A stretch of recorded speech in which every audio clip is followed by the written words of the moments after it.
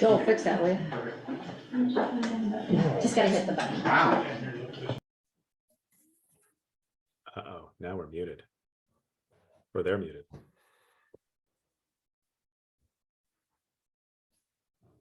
We can't hear you now. You're silent. What's Peeker done? Hmm. I don't know. Can they hear us? Peeker's doing it. There we go. All right. Okay, shall we call the meeting to order? You're the boss. I'm just calling the meeting to order. It is 7 p.m.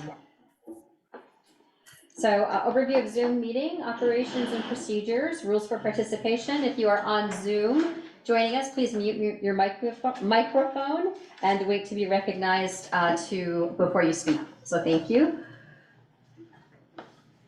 Okay, public forum. You have some folks here that would like to say something? Yes. Can you state your name, Wait, please? review agenda for. Oh, I'm sorry, I jumped ahead. Give it Hold on one second. sec, I jumped ahead, sorry. Review agenda for addition or removal or adjustment of any items. I think I would like to add a grant authorization item for the highway safety improvement program.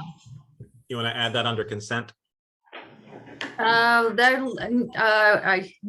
need to provide a little bit of background. Okay. 4A. What item would that be? 4A or Yeah. 3A or, Well, not under Consent. consent agenda. oh, So, you're running under consent. so Well, maybe no. Can other, we put it under the Well- consent, can we put it under the consent agenda and you just give us the Yeah. information before we? okay, sure. Started? Yeah. Sorry about that, folks. Do we have to add executive session at the end? No, we've It's already. already there. Okay. Yeah. Continuation of earlier. Yeah. Mhm. Okay, thank you, thanks for reminding me, Michelle. Are we all set then? Yes. So public forum. Sorry, I was trying to get you folks up here. So if you want to come up and please state your name, one of you. Good evening, everyone. You can grab a chair or. My name is Keith Schnell. I'm a resident of Bristol, and I have a brief statement to read about zoning enforcement. So I'm speaking to you this evening to express my concern about the evident lack of zoning enforcement in Bristol the past several years and the significant impact that this has had on my quality of life and those of my neighbors. As some people in this room may be aware, Masterson & Son Excavation, LLC, has been operating unpermitted construction laydown yard off of Lower Notch Road, which abuts my property. This has been going on for over 2 years, and the noise from the loading and unloading of heavy equipment, the loading and dumping of gravel, from excavation and from the backing and operation of heavy vehicles, which sometimes takes place from before dawn until after dusk, is audible in my home with the doors and windows closed. By the operator's own admission, over 30 heavy trucks a day, weighing sometimes over 20 tons each, are currently using Lower Notch Road, and he expects activity to potentially more than triple when he's using the yard at full capacity. This will damage the road, create additional noise, and create an additional hazard for pedestrians in what is a residential area. This use is not authorized in the RA5 zone per the Bristol Unified Development Regulations without a conditional use permit. Despite being advised of the need for such a permit as early as 2019, Masterson & Son has only recently applied for one and has been operating unpermitted since then. The yard is entirely out of keeping with the pre-existing character of this residential area, with the desired character of RA5 as stated in the town plan, quote, that of rural countryside where residential development is compatible with and surrounded by agricultural uses, forest uses, and open space, unquote. Allowing the yard to operate without penalty encourages this and other businesses to abandon any pretense at obeying the law both now and in the future, and has the potential to harm the quality of life of many Bristol residents. I'd like to ask why the town zoning administrator, who has the authority to fine Masterson & Son, has not done so at any time in the past 2 years, and what the select board is going to do to ensure that he does his job in this and in future cases like this. I request that the select board take action to immediately halt operation of the yard and to retroactively cite and fine the operator for the violation. I further request that the select board investigate the failure of the Development Review Board to properly apply the zoning regulations in this instance. And lastly, I request, and I have a signed copy here, that a written copy of the statement be entered into the minutes. Thank you. Thank you. I have a hard copy for anyone who would like to see it as well. Thank you. Anyone else? Keith, can I just ask a quick question? Have you talked to Chris, the zoning administrator, Yes, about we're this? all at the zoning, or the Development Review Board meeting, May 30th. May 30th. Okay. And please, some of my neighbors have something else to say on the same subject. Please have a seat.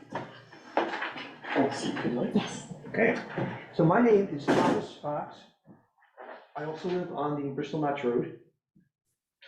I am one of a group of concerned citizens that live adjacent to and in proximity to Masterson's business yard on the Lower Notch Road. The yard has been operating for more than 2 years without a permit. I request that the select board immediately instruct the zoning administrator to halt operation of the yard and retroactively cite and fine the operator of the yard for this violation. Why has the zoning administration not already taken action and allowed the violation constituted by operating a business without a permit to persist? The current and past use of the yard is not consistent with the desired character of this RA5 district, as stated in the Town of Bristol Unified Development Plan, called the plan. The plan is intended to allow home-based businesses in 1- and 2-family dwellings. The yard exceeds this intent by a large margin. The yard operator has stated that up to 30 trucks weighing up to 25 tons each exit and enter the yard in one day. The yard operator has also stated that this number could increase up to 100 round trips in one day. Basic concerns of the citizens living in this area, myself included, are noise from the operation at the yard, noise from vehicles entering and exiting the yard, vibration in dwellings near to the road by vehicles from the yard driving past, safety of pedestrians and motorists on and near the road, and potential excess wear and damage to the Lower Notch Road caused by the heavy vehicles. Additionally, allowing the yard to operate without penalty encourages flagrant disregard for the plan by the yard operator and potentially others. The operation of this yard has a negative impact on the quality of life and legitimate business interests of all property owners on the Lower Notch Road and connecting roads. Please include a copy of this statement in tonight's select board meeting minutes. Thomas Fox. Who would like this? I'll take that. Thank you, Thomas. Thank you. Any questions for Thomas before he goes? You live across the road up on the hill. Yeah, so I do not, my property is not adjacent to the yard. It's, No, I think I've sanded your driveway and I was trying to Oh, get okay, familiar. sure. I'm just trying to place it in my mind. all right, well, you started me now, so I'm gonna. Okay, go ahead. But at the Development Review Board, I was considered a person with interest in this. Okay, thank you. Thank you. So is the DRB meeting that you guys attended about this That was, specifically, or no? that was one of the subjects One at of the the DRB. subject, okay, Yes. okay. How, does anybody know how many acres this lot is total? 70. I was gonna say, I know it's, 70? Masterson's? Yeah. So if it's commercial, it would require an Act 250 permit as well. They have applied for that, but it's not completed. Yes. Like that. Hi, I'm That's the Beth. hot seat. Hi, I'm Beth Becker. Thank you. Dear Bristol Select Board members, please submit these comments and facts to the minutes of June 12, 2020 Bristol Select Board minutes.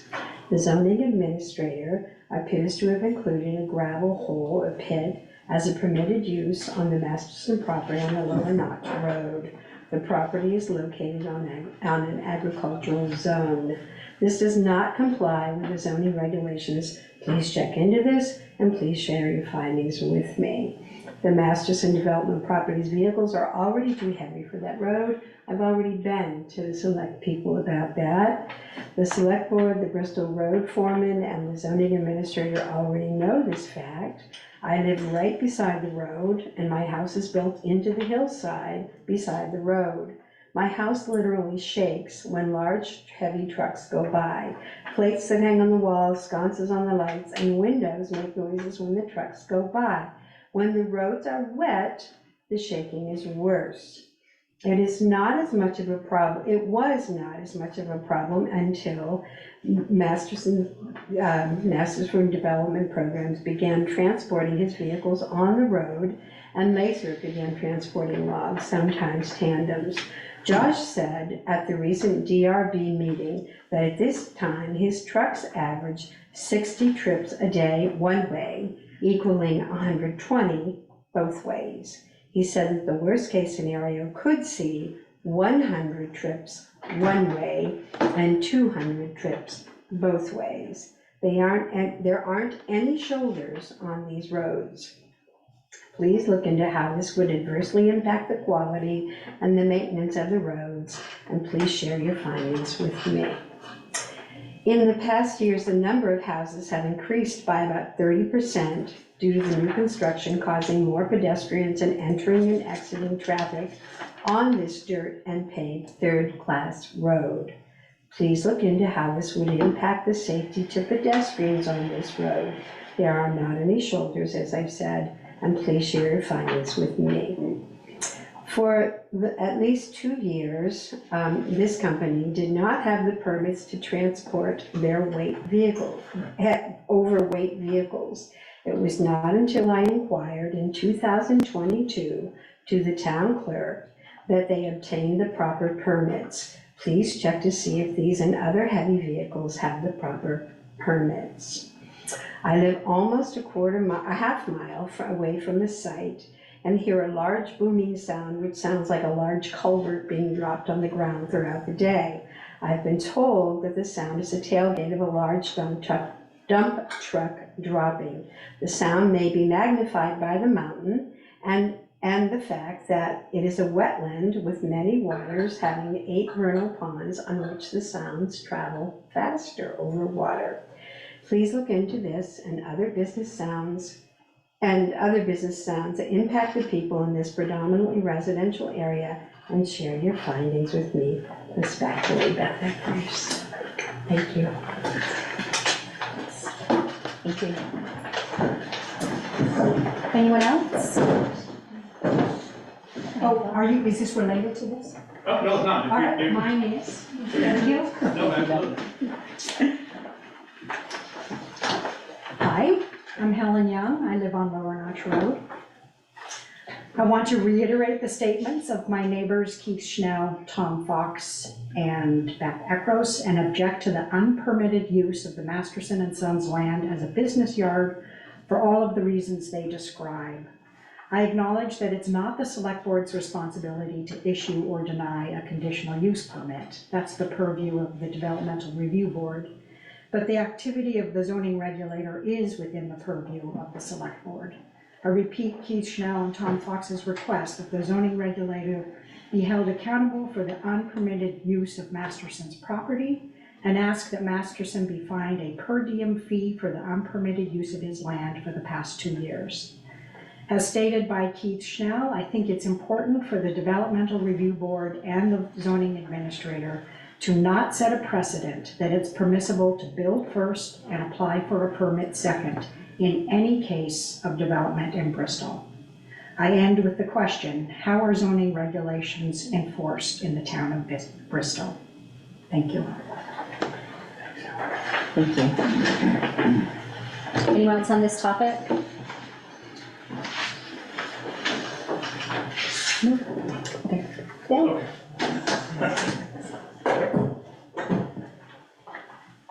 Good evening. Bill Mount, most of you know me. We weren't on the agenda or anything, but, so I'm not sure quite how to proceed Troop 543 has a lot of equipment.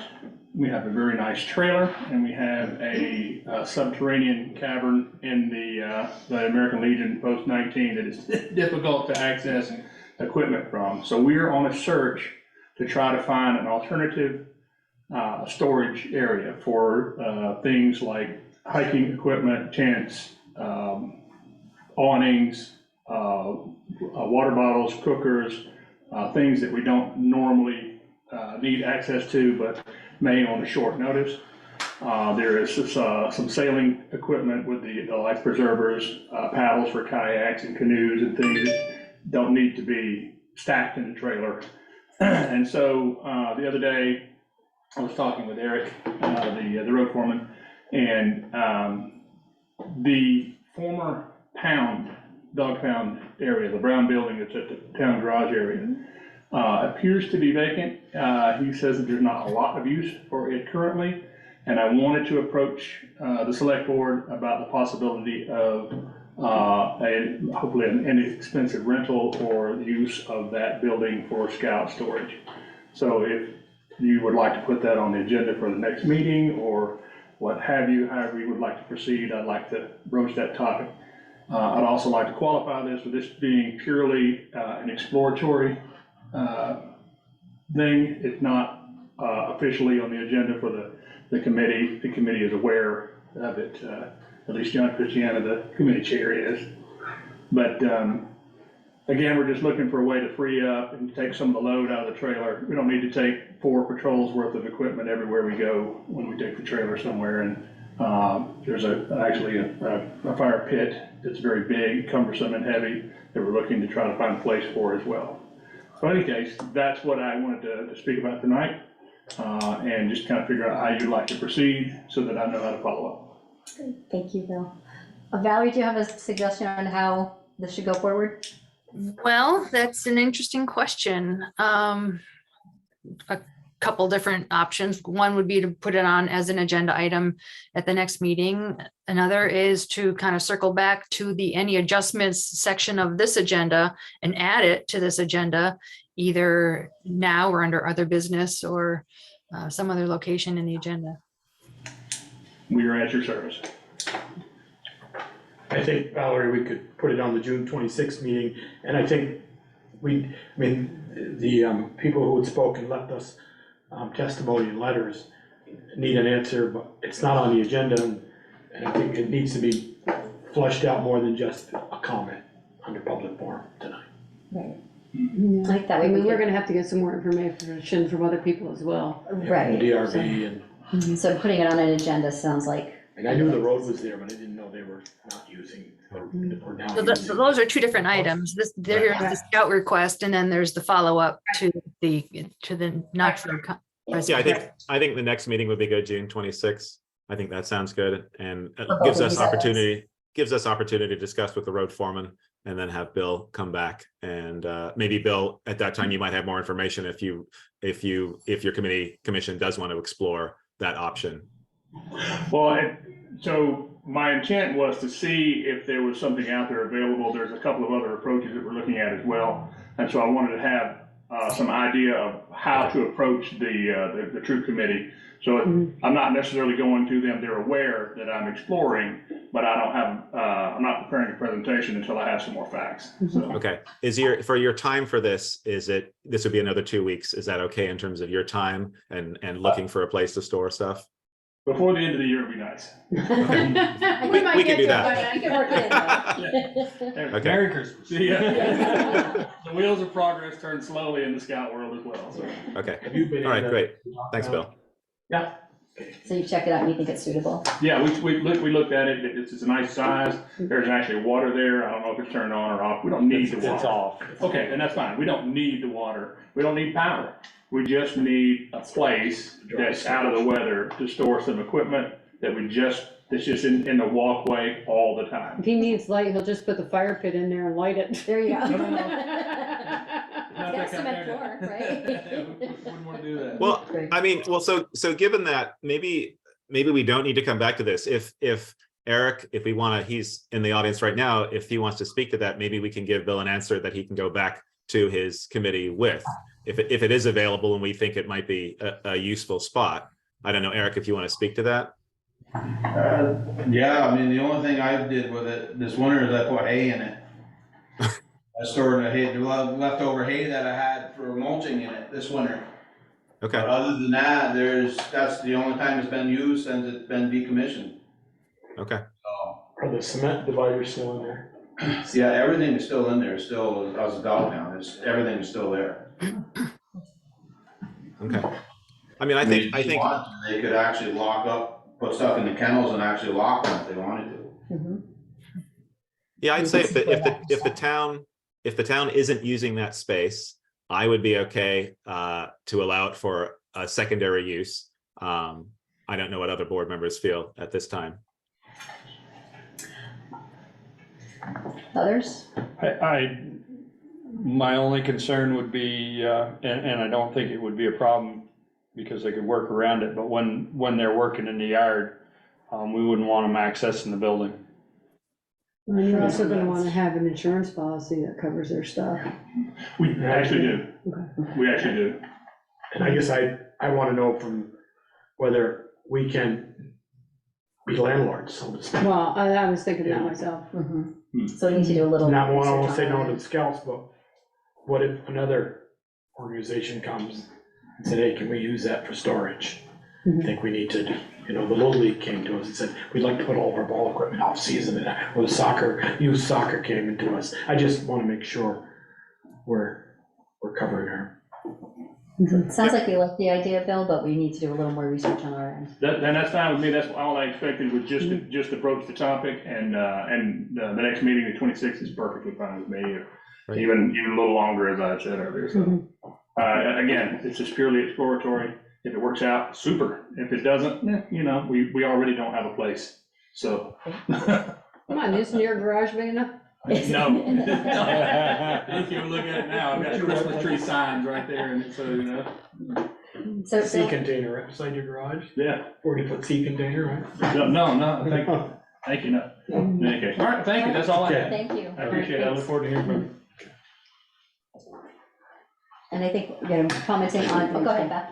I was gonna say, may we also be under consideration for the next meeting? That's what I was just gonna say.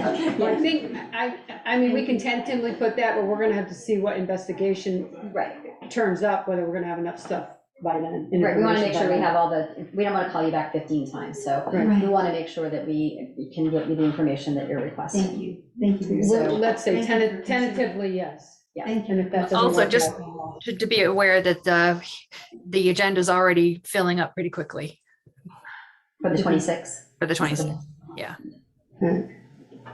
So we can be in touch with you folks, I guess that's the best, is that, how would we let them know if they're on that Well, agenda? If they left their contact information on the sign-in sheet, that would be helpful.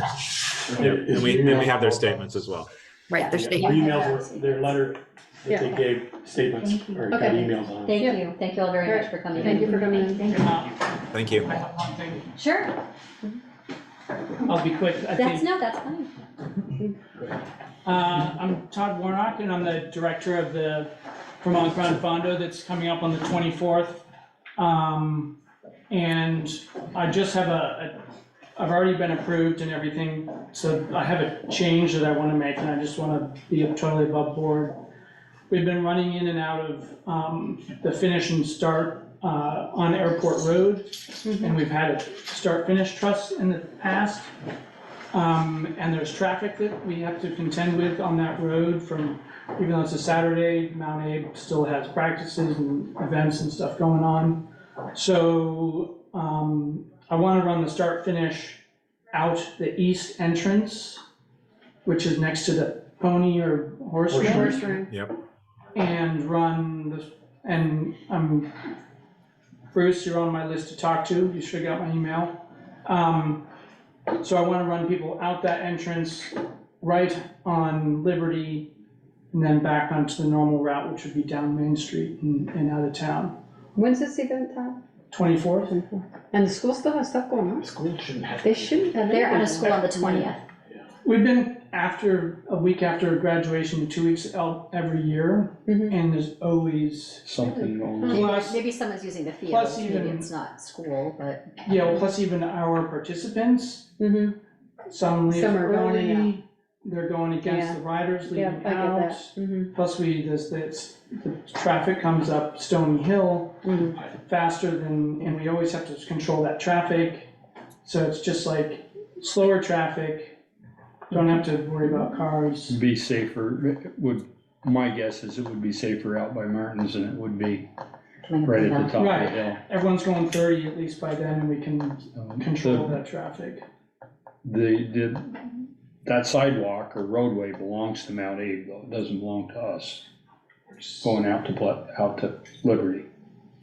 No, Oh, you're talking The about- town, I'm talking about next to the the pony. roadway, the driveway, The where you little go driveway in for near the the 3-day riding ring. stampede. They're starting at the rec field. Oh, okay, so you'd be going out of the rec field Yeah. instead. Yeah, there's the- Yeah, Not the okay. sidewalk. I was thinking the sidewalk. Yeah, as soon as Okay. you said that. Yeah. So I thought you were leaving from Mount Abe, That's okay.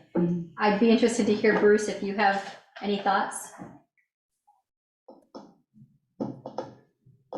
I don't have any issues with that. You have an officer either at the top of Stony or at Liberty Corner anyway, correct? We escort them out in the group when at the start of the race, as a group. So yes, there will be somebody there.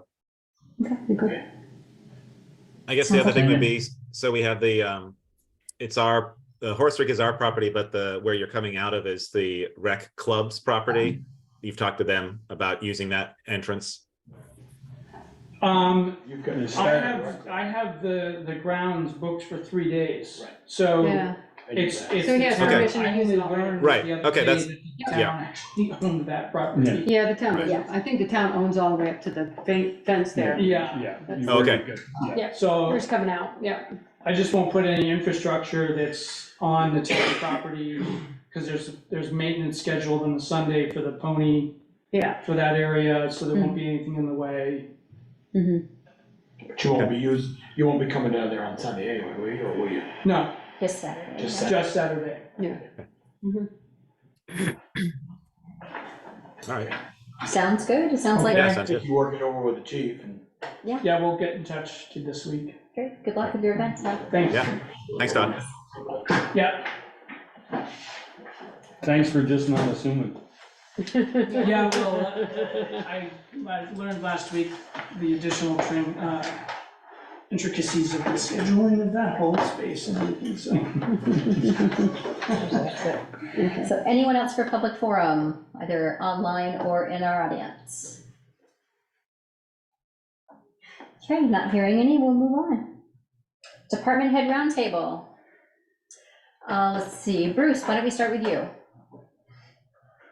Thank you. Just a friendly reminder, this weekend, Saturday, it's the Pocock Rocks Festival. So a portion of Main Street will be closed. In doing that, we lose parking spaces. And as we all know, parking is very limited here in Bristol. So those coming into town, please do not park blocking somebody's driveway. Do not park in front of a fire hydrant, and use the handicap if you have a placard. And be cognizant of the extra pedestrian traffic that will be in and around the downtown. That's all I have. Thanks, Bruce. Yep. Let's see, Brett? Good evening. How are you? Good, thanks. All right. I prepared report, hopefully to make this more efficient. So, well, just real quick. So to date, as of June 12th, the fire department has responded to 56 calls for service this calendar year. 5 of those being building fires, which is pretty significant, but motor vehicle crashes, 10 of those, which is about on par for the year so far. And many other different types of calls, but yeah, 56 calls for service to date. An update on your new pumper. So the town's new pumper, it was delivered to the fire department on June 7th, so last Wednesday, at which time the town paid the balance of this fire apparatus. The new pumper is not in service, as there are several items that need to be completed. Some are the responsibility of us, the fire department, and others are of the vendor, Lakes Region Fire Apparatus. Originally, the plan was to send the new pumper, the working group who designed the new pumper, to Lakes Region in New Hampshire, where they would work with the vendor to determine where all the brackets to mount tools to in all of the compartments. They would identify those places. This is all part of the contract, and get that done. But as you can imagine, due to the difficulty of coordinating several different schedules and finding a time that worked for all, it's just like impossible, especially this time of year. So we elected to have the pumper delivered to the fire department, where we can, as actually a larger group, we can look at the vehicle and actually all of the town's fire apparatus and equipment in a more holistic manner, if you will, to help determine what equipment we do want to place on this new pumper, and which equipment does in fact require mounting brackets. This pumper, unlike our previous pumper that was retired, just has substantial storage. So we're really re-looking at how we do our operations. Let's see. Lost my place. All right, so yeah, while the pumper is not yet in service, we're going to take this opportunity while it's here and sitting idle. We are going to have our communications equipment installed, which we needed to do anyway. That is our responsibility. So we have made arrangements to have our vendor down here on the 16th of this month. We're also responsible for the decals, the lettering, Bristol, our logo and such on the fire truck. So that will happen on June 29th. We do plan to showcase the town's new fire truck in this year's 4th of July parade.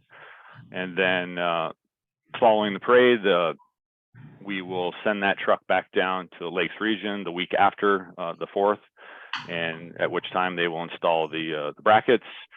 And then sometime in August, we're still trying to figure out a date, again, trying to coordinate schedules around our pumping apparatus driver operators, when they will provide, as part of the contract, the 8-hour required training for the operation of this new pumper. So, and when all that is done, we will place this vehicle in service. And what we also do, we're going to conduct what's called a push-in ceremony to officially place this vehicle in service. This is a fire service tradition. I have personally never been a part of one.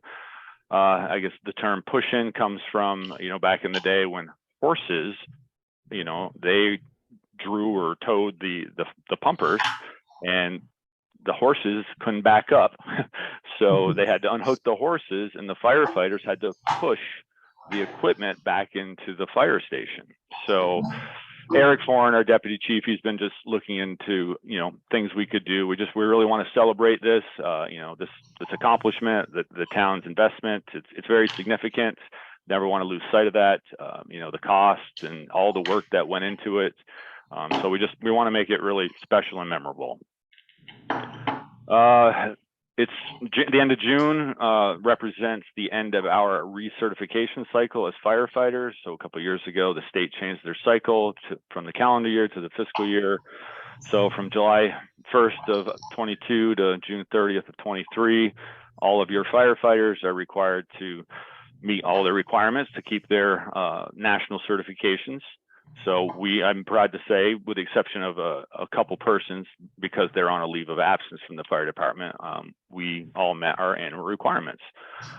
Not that I would expect any less from your firefighters. So the repeater antenna project that you may or may not remember, we have touched upon a few times, the possibility of erecting a tower over at the fire station.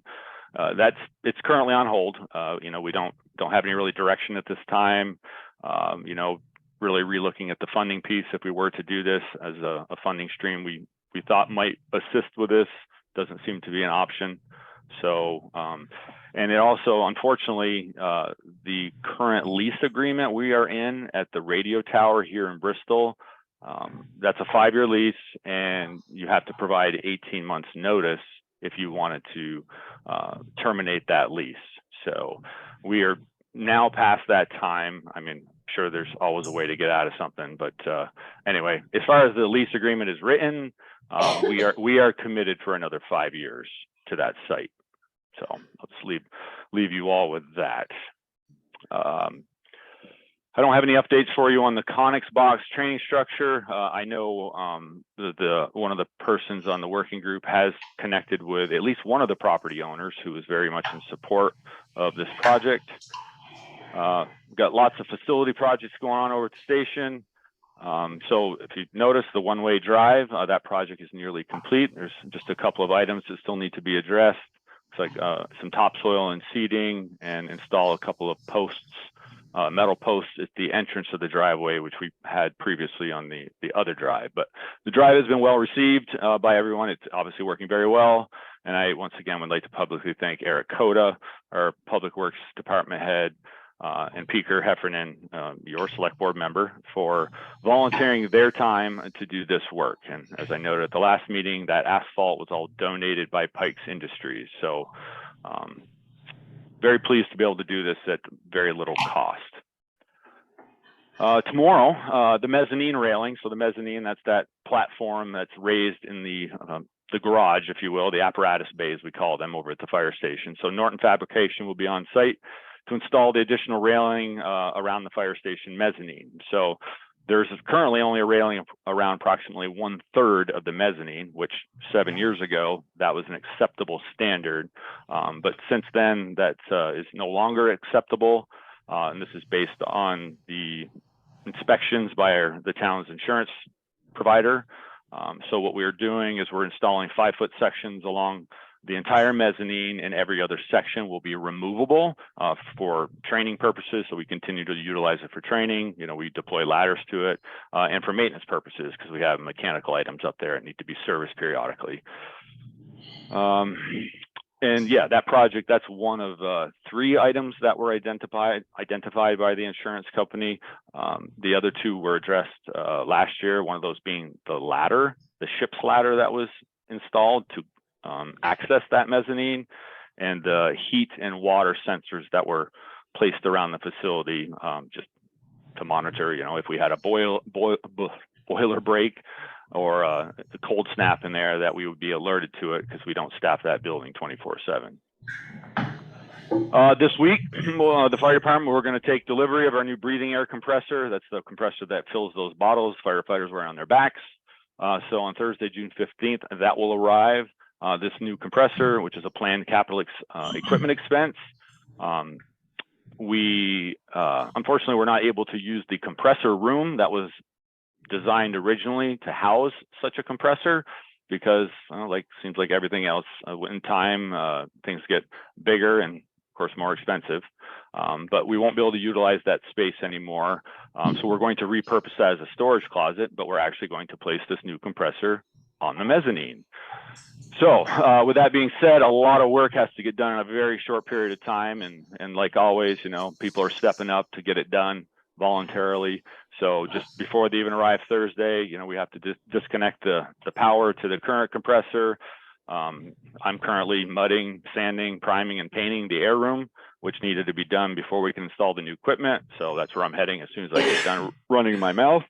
And we needed to secure a lift to access the apparatus-based ceiling, because we, the fire department, are responsible for running the high pressure hose and the wires across the width of the apparatus bay. So we're working with a local company who's going to provide us. We have to go pick it up on a hydraulic lift so we can get to that very high ceiling. So the plan is to do that on Saturday. And we also need an electrician to show up and get that thing wired sometime between Thursday afternoon and early next week, when this vendor will return to complete the installation. So very quick turnaround on all of these items. And the only other thing I had is I'd mention it in your draft agenda email correspondence. Just we can talk about the next meeting. As I said, I won't be there, about the fire station air horn. Don't know if I need permission, but wanted to ask anyway about blowing the fire station's air horn at noon on the 4th of July. And as I noted previously, I would like to establish a schedule of blowing it twice a year, noon on the 4th of July and noon on January 1st. to exercise it. Like any piece of mechanical equipment, it needs to be exercised periodically, and we do utilize that for the fire department's last alarm ceremonies. So that is all I have, pending any questions from you all. Any questions? No, all right, thank you, Brett. You're welcome. Just a quick question of the select board. Do members feel that any further discussion is needed about the air horn and exercising it as proposed? No, other than letting the public know what's happening so they all don't flip out. Right, yeah. I think we're all in agreement that it's a good idea. Yeah, fine with me. It's better than midnight. And I will, as I noted in my email, I will happily walk over and knock on the neighbors' doors and send out some public messaging to make people aware of this, so no one is startled. Hopefully not. So. Front porch forum. Yeah. It'll be on Front Porch Forum, don't you worry, Brett. Great, thank you. All right, Jill. Well, we're gonna talk to her in a minute anyway. Yeah. You guys want to save it for the budget part? Yeah, let's do that. We can do that. Yeah, we can do that for sure. Taylor? I'm trying to figure out her picture. I am too. Taylor, are you at a place where you can talk to us? Nope, she might be with a baby. Could be. I think the picture is a sweater over someone's head. Sorry, yeah. Is that what it is?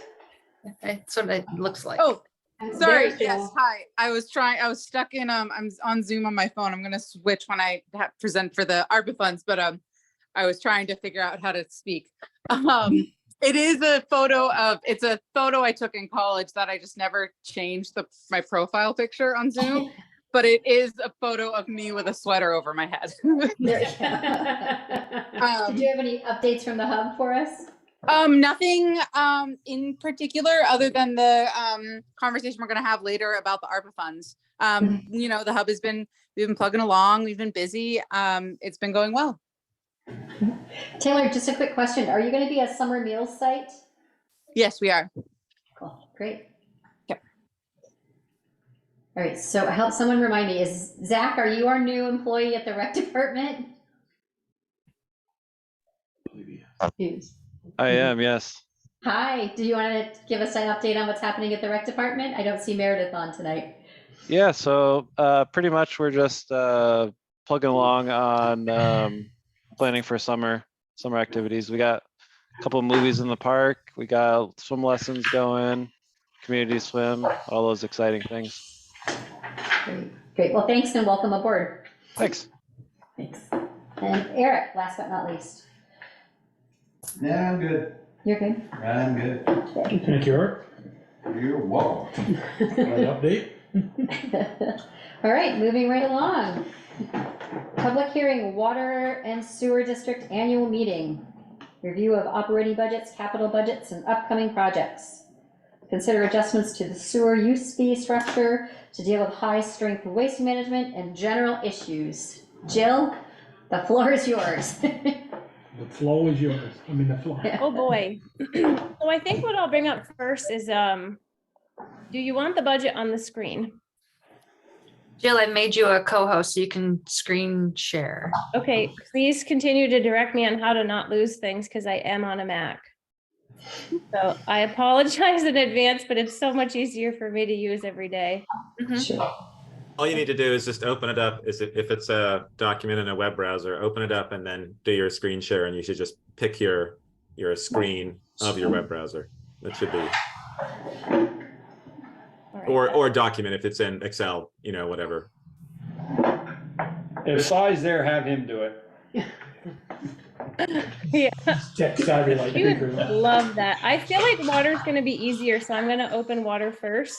Okay.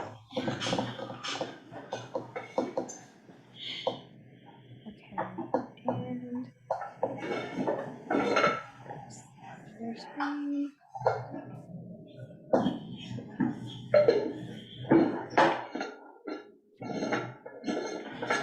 Okay, so in here it says desktop, whiteboard, just desktop. Desktop. Okay, thank you, Ian. Like, I don't want it to be Let's such find a out. Oh, I see. All right. So just, and then highlight. Yeah, there we go. that working? Yeah, and Okay. then you could full screen that to be able to get the whole thing if you want. Yeah, there we go. Okay, awesome. Are you guys seeing yourselves on there too? Nope. No. Okay, perfect. So I had a little chat.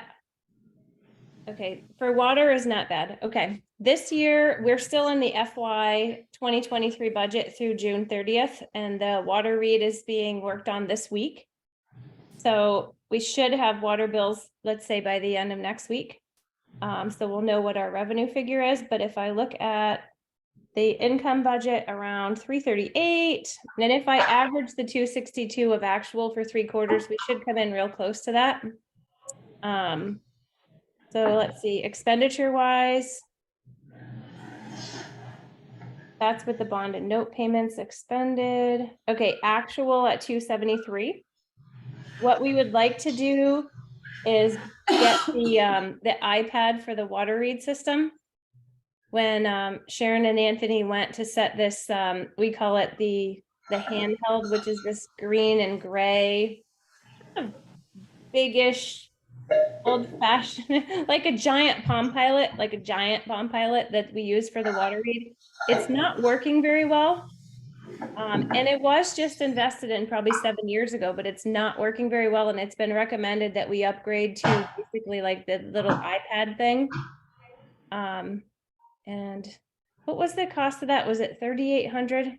It was around, yeah, over 3,000, less than 4. Yeah, I think it was 3,850, but I don't think we technically need board approval, but I also just, I don't know, it's an expense. So I just kind of wanted to run it by you guys. Are you guys all right if we do that in this fiscal year, since there's plenty of room in the budget? Yeah.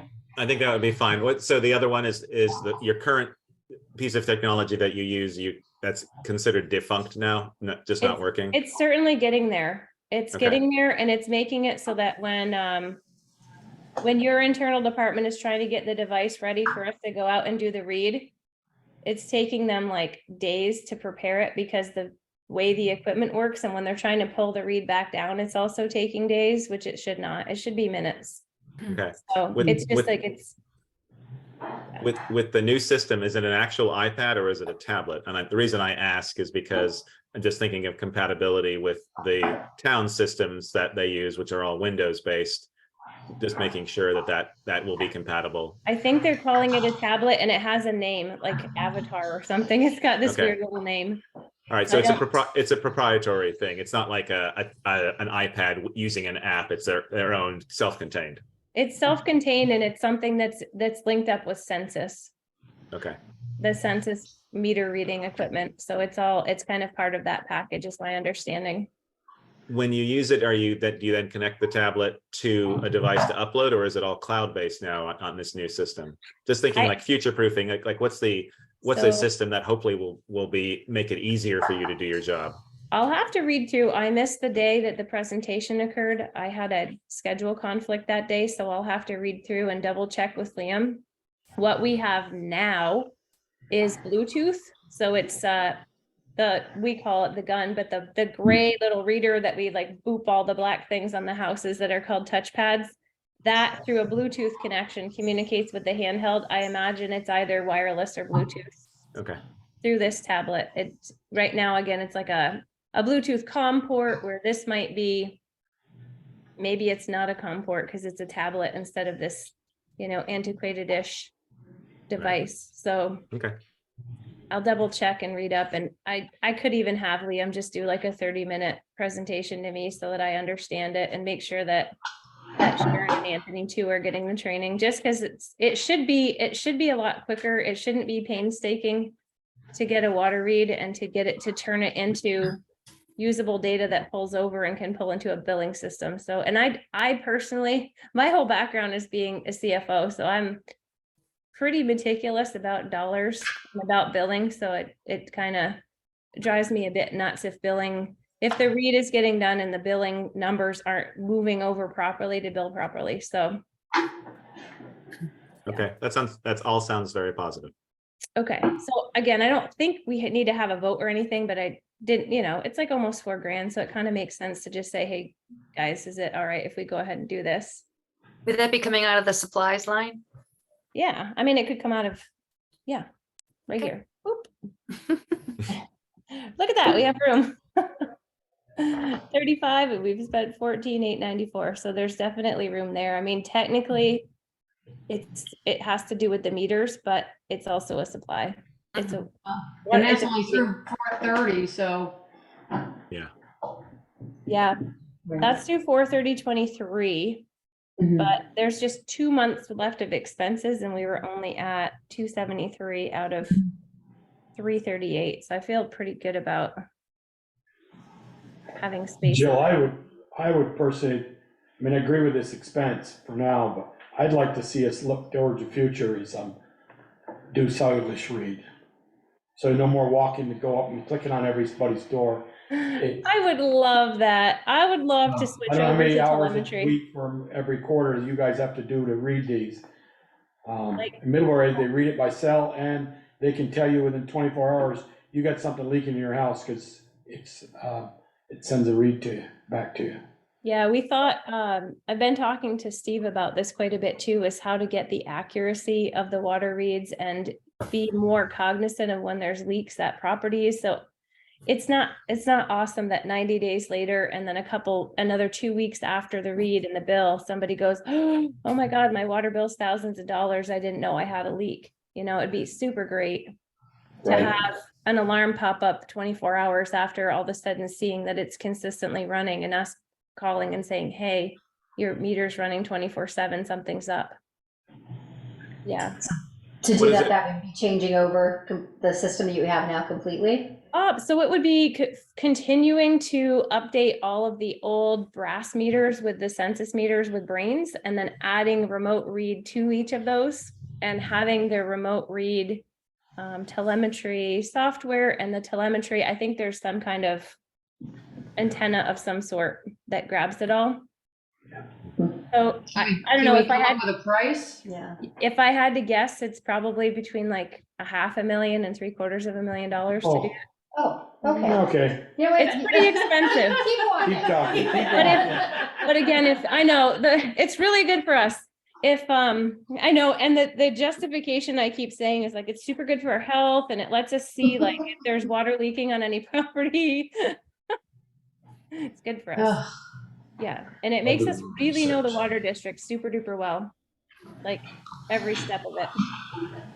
So yeah, so it is an expense, but if ever there was like a grant that came out that said it was for like upgrading meter systems, I think we should align ourselves with that. So, I mean, I feel, yeah. That would have been nice. Could have been half of the other. Yeah, but that only helps a small percentage of the town.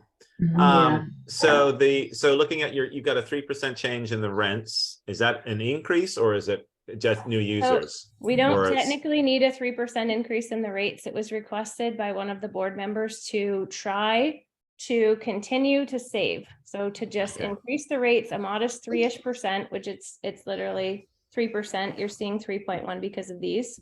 Yeah. And to put it into here, which is the capital improvements reserve fund. So there's the thought that went with this, and that's why we're going over this one first, is that something you guys want to do? And what this board member's thought was that this could make it so if future funding that comes out for your project says, yeah, we have matching funds. What do you have to match the half that we have? That at least we'd have more in our reserve fund to match those grant funds. Well, also another reason to incrementally increase the rates now is so that when some of these capital expenses, the bond payments come down for that, it won't be as big of jump if we're kind of increasing it slowly and putting that money aside. Yeah, so the future budget could have a capital improvements reserve fund come down, and then all of a sudden that bond and note payment that's currently budgeted at 70, all of a sudden that's at 120. Right. So it kind of makes room for future. It was just a thought. It doesn't happen to make the budget work. It's more of if you don't start saving now for your 1905 system in your 1995 pump house. That's You can kind of- tell them, Jill, that was my thought, was to get a little into that capital reserve. 3% on my bill is $3 every quarter. That's $1 a month, my water bill. My bill's about $90 every quarter. 3% is just about $3. So, Yeah. $2.70, I think that's, yeah. I And know I from think- some of the big users.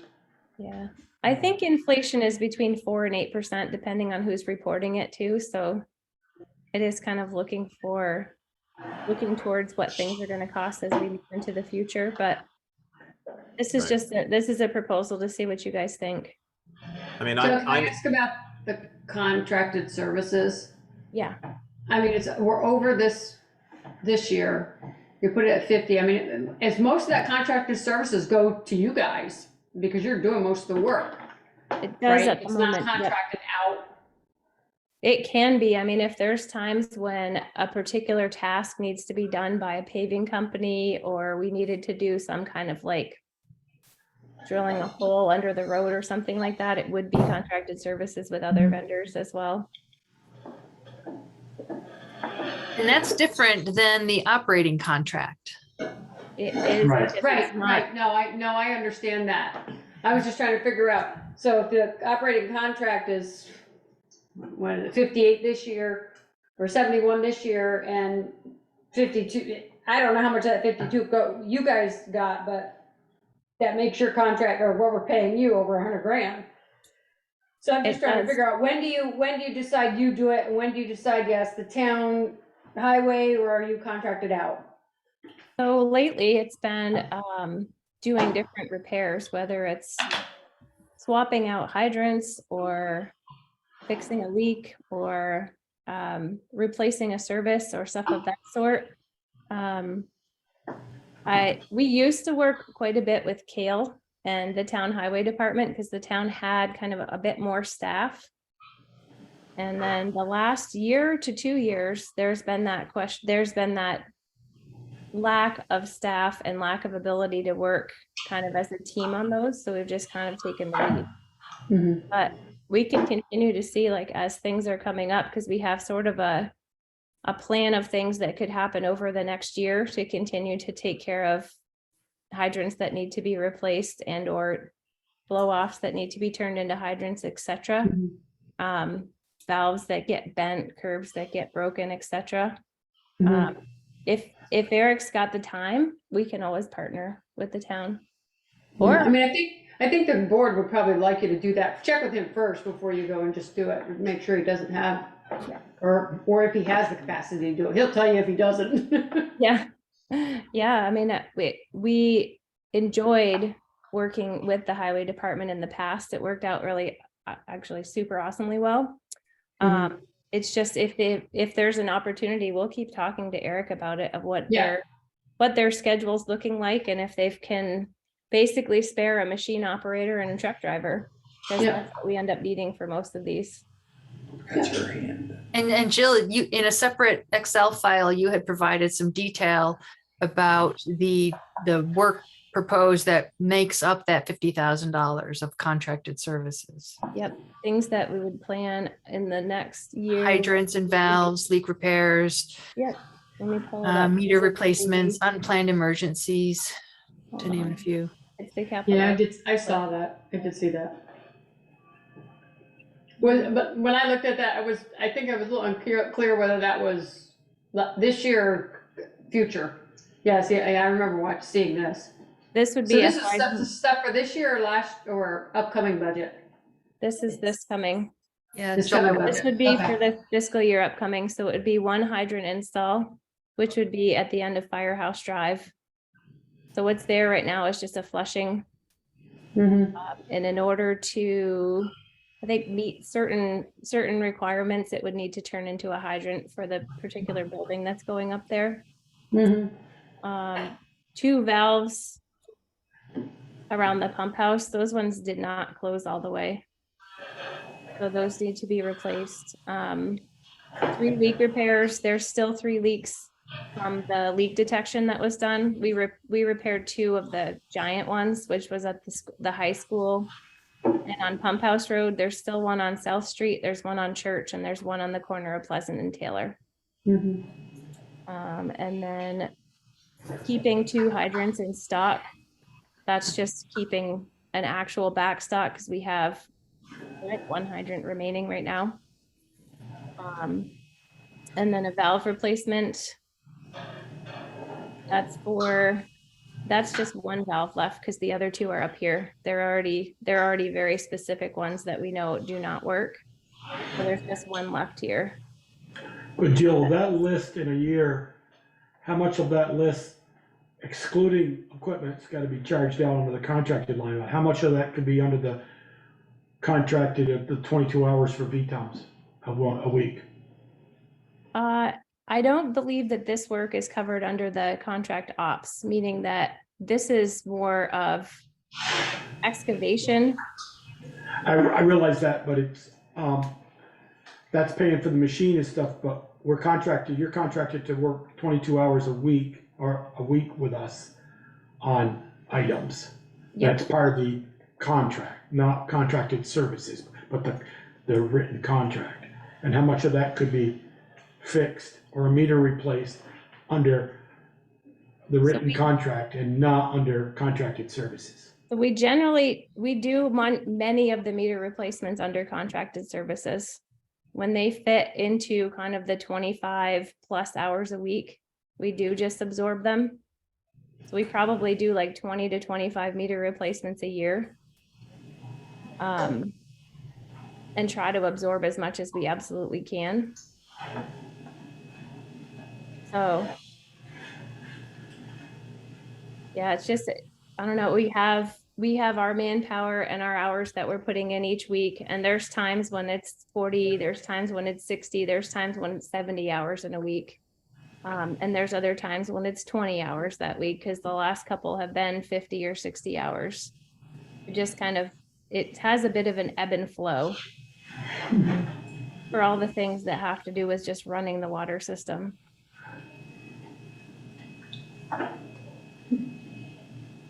I probably need to give you guys the report again that kind of shows you all the things that happen every week, because That'd you be don't helpful. necessarily see them. Right. Yeah, that'd be helpful, Jill. Yeah, because there's quite a bit that goes on every single week to keep both the water and the sewer system going.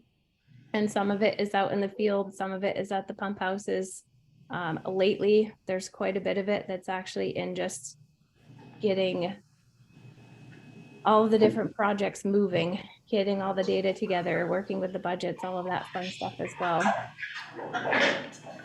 So yeah, we can do that. We can send you guys, like, I know the first like 2 years we did kind of like reports of all the different things and like some pictures just show you guys what's going on.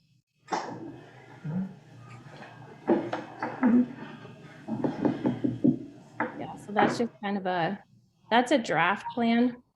Yep. These are ones that are like things that just need to be done, and these are things that could be done.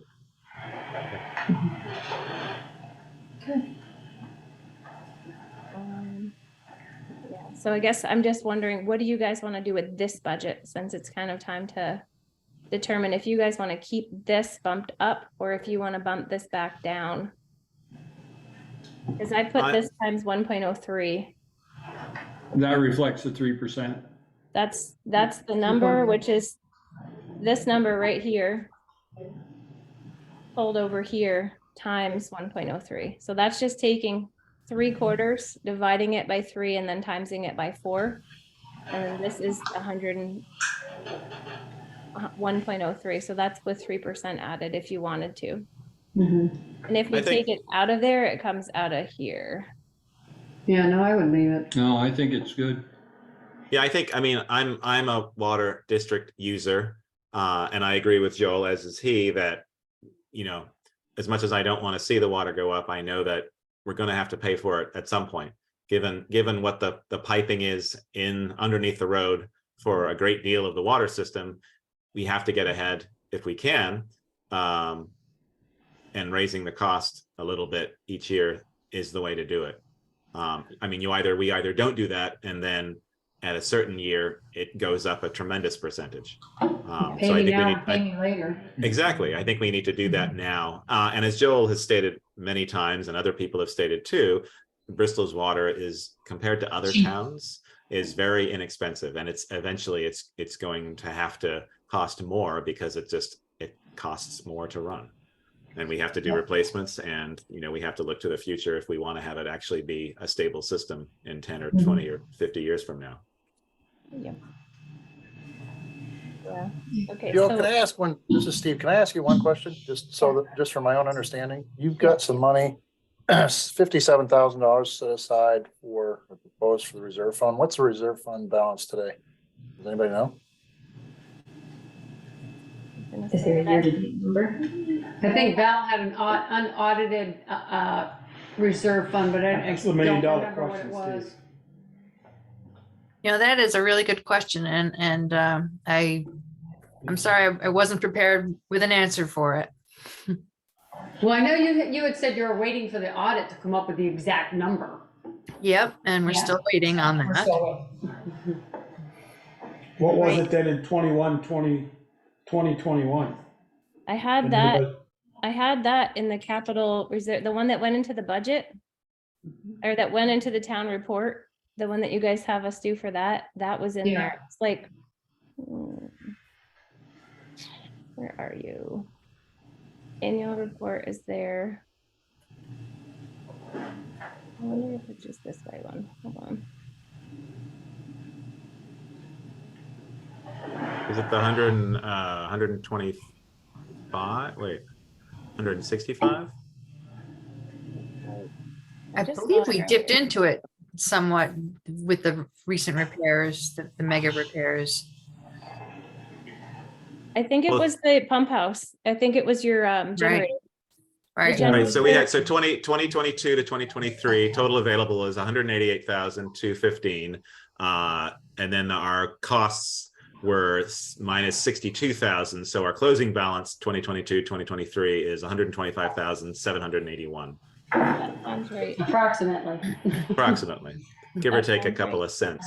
And then for the 2023 2024, we're starting at obviously 125. Our appropriation for that is 40,000.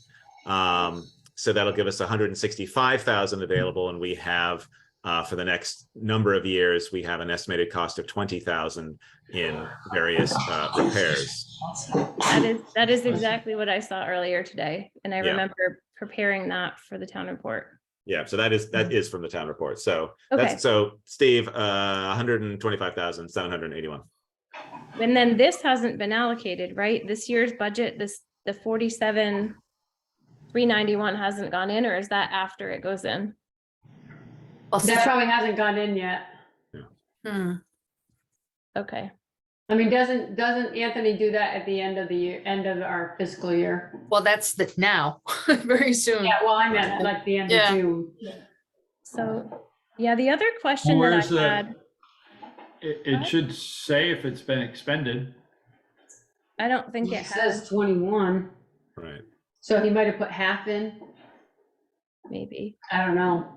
Or he utilized that line for something that should have gone in. Something else, yeah. Could we, for 2 weeks from today, Valerie, get Anthony here and get some real numbers? I mean, not saying Jill's numbers aren't, don't get me wrong, Jill, I don't mean that disrespect. Oh, I only have numbers from the reports I've been given. But we keep hearing, well, I haven't got this from the auditor now. I'm sick of the excuses. I want so I really like to know what we're dealing with here in numbers. And I propose a 3% increase, and I'll stick with my guns, because there's one year that the state may say, we think you still ought to do your engineering, and right now they're paying for it. They may say we're only going to pay 50% or 25%, and we can go into this capital reserve and grab some money. But we don't ever get a real true number from the auditors, and whether he's got to push that envelope with the auditors, so be it. But I'd like to know. I mean, it says there as a 4/30/23, we've spent 23,296 out of the capital reserve. Well, did that go into the, where did it go? It wouldn't have been spent from the capital reserve. That line item is an allocation into the capital reserve. Sorry, revenue. Down below is the expense. Right. So Joel, given that, I agree with you. What numbers do you want to see so we can get specifics from Anthony? I want really a real handle on these reserve funds. Mm-hmm. And I'm gonna ask the same question when we get to there's nothing left in the sewer one. We're running a deficit in the sewer. You guys aren't gonna have very good information from Jill here in a few minutes. I've got it today and it's not good. Right. Yeah. Well, there's two. The reserve fund should be pretty straightforward. It's an in and an out, and it's got a separate fund, and we keep track of it. But it's what I think is less clear is the undesignated fund balance. Right. That was my question too, is like, if we don't spend $70,000 that we have in our budget, where does that go? Right. Poof. And that's what we've been having trouble getting out of that's one of the things we've been having trouble getting out of the auditor. That apparently goes in the Peaker's account. Yeah, that's right. So, like you see, 2021 to 2022, the 341,712. And then that's 290. Where did it go? Right. Well, if it goes into an undesignated fund balance, we just need to get what that number is so we can figure out where we allocate it. Do we 45,000. Exactly. put it in the capital, the capital improvement line, or what? Keep it for a rainy day fund or what? Mm-hmm. Right. Well, my thought is if Anthony can't get it for whatever reason, that we need to request it from them as the board. It needs to be figured out, yeah. Well, I mean, we're just behind a year. We're behind 2 years really, with the auditors. We got the details, and we had the same issues when we created this budget 6 months ago, is that we didn't have information for the previous year to even know, and so we were dealing with the year before that. And now it seems like we don't even have details for the previous year yet. So yeah, I agree, Jill. Jill, do you want to move on to sewer? No, wait, just one quick question. Oh, sorry. Jill, on the maintenance, was it maintenance and septic tank? We're already over this year by a lot. That's the next. That's in the next budget, right? Oh, sorry. That's in septic. We don't want to put that. No, I don't want to put that in here. put that in the water. Yeah. I was looking at the wrong one. Right. Okay. So hopefully this doesn't make everything disappear. I'm just going to try to bop No, this. because you're sharing your whole screen. Okay. So you guys see this little thing over here too. Good. Motion to approve the budget? Do we need a motion to approve the budget? Yes, please. If you're ready to do that now. Yeah. So moved. Second. Oh, you're Too slow. All those in favor? Aye. Anyone opposed? Okay, budget passed. Great. Okay, perfect. So I'll have to work with Anthony and Sharon to make sure they do the 3% budget increase after the June bills.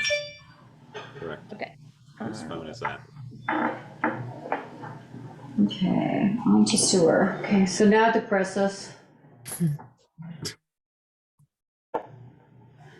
might be in the wrong folder. No, water. The date. Sewer, right here.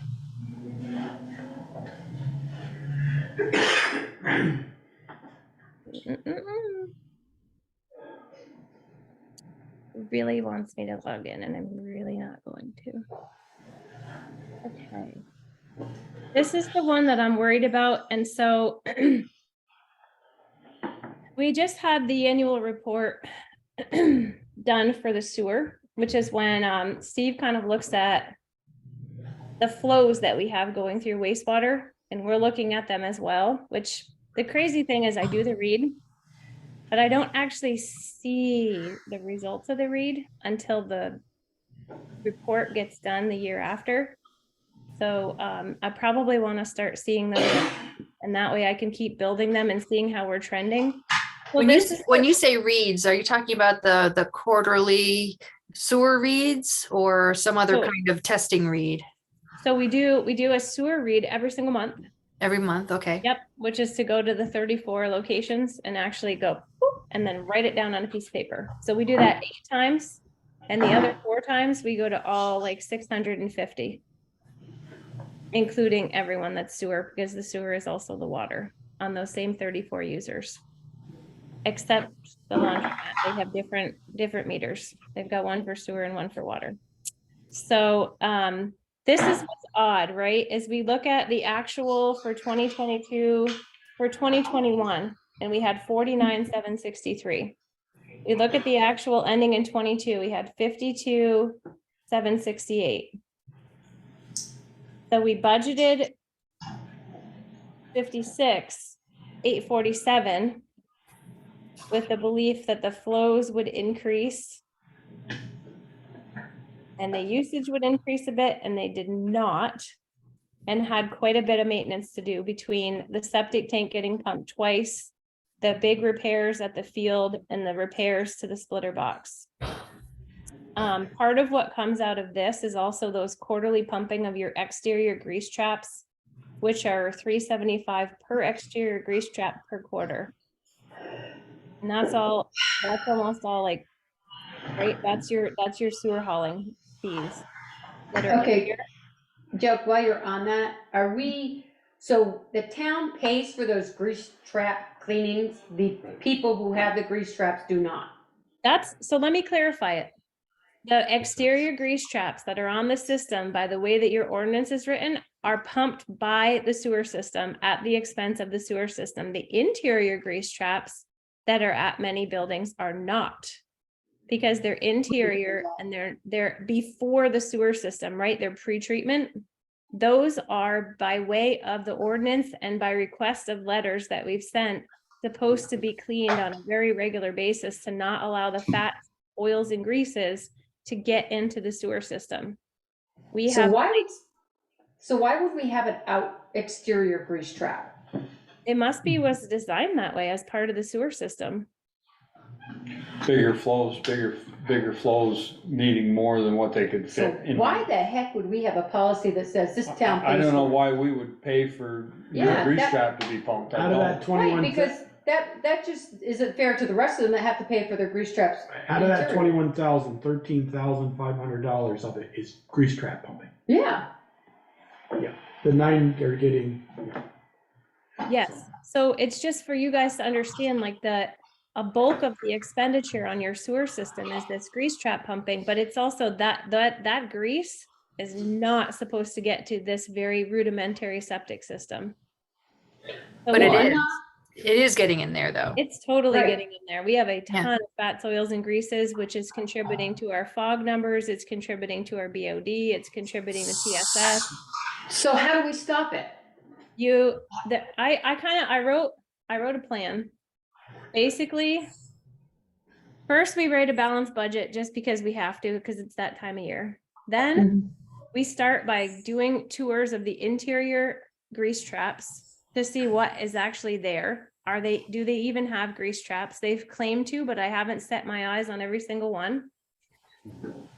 Cyrus has seen more than I have, so he can at least, and we want to get a little bit of input from Steve because he's an engineer and I don't design grease traps.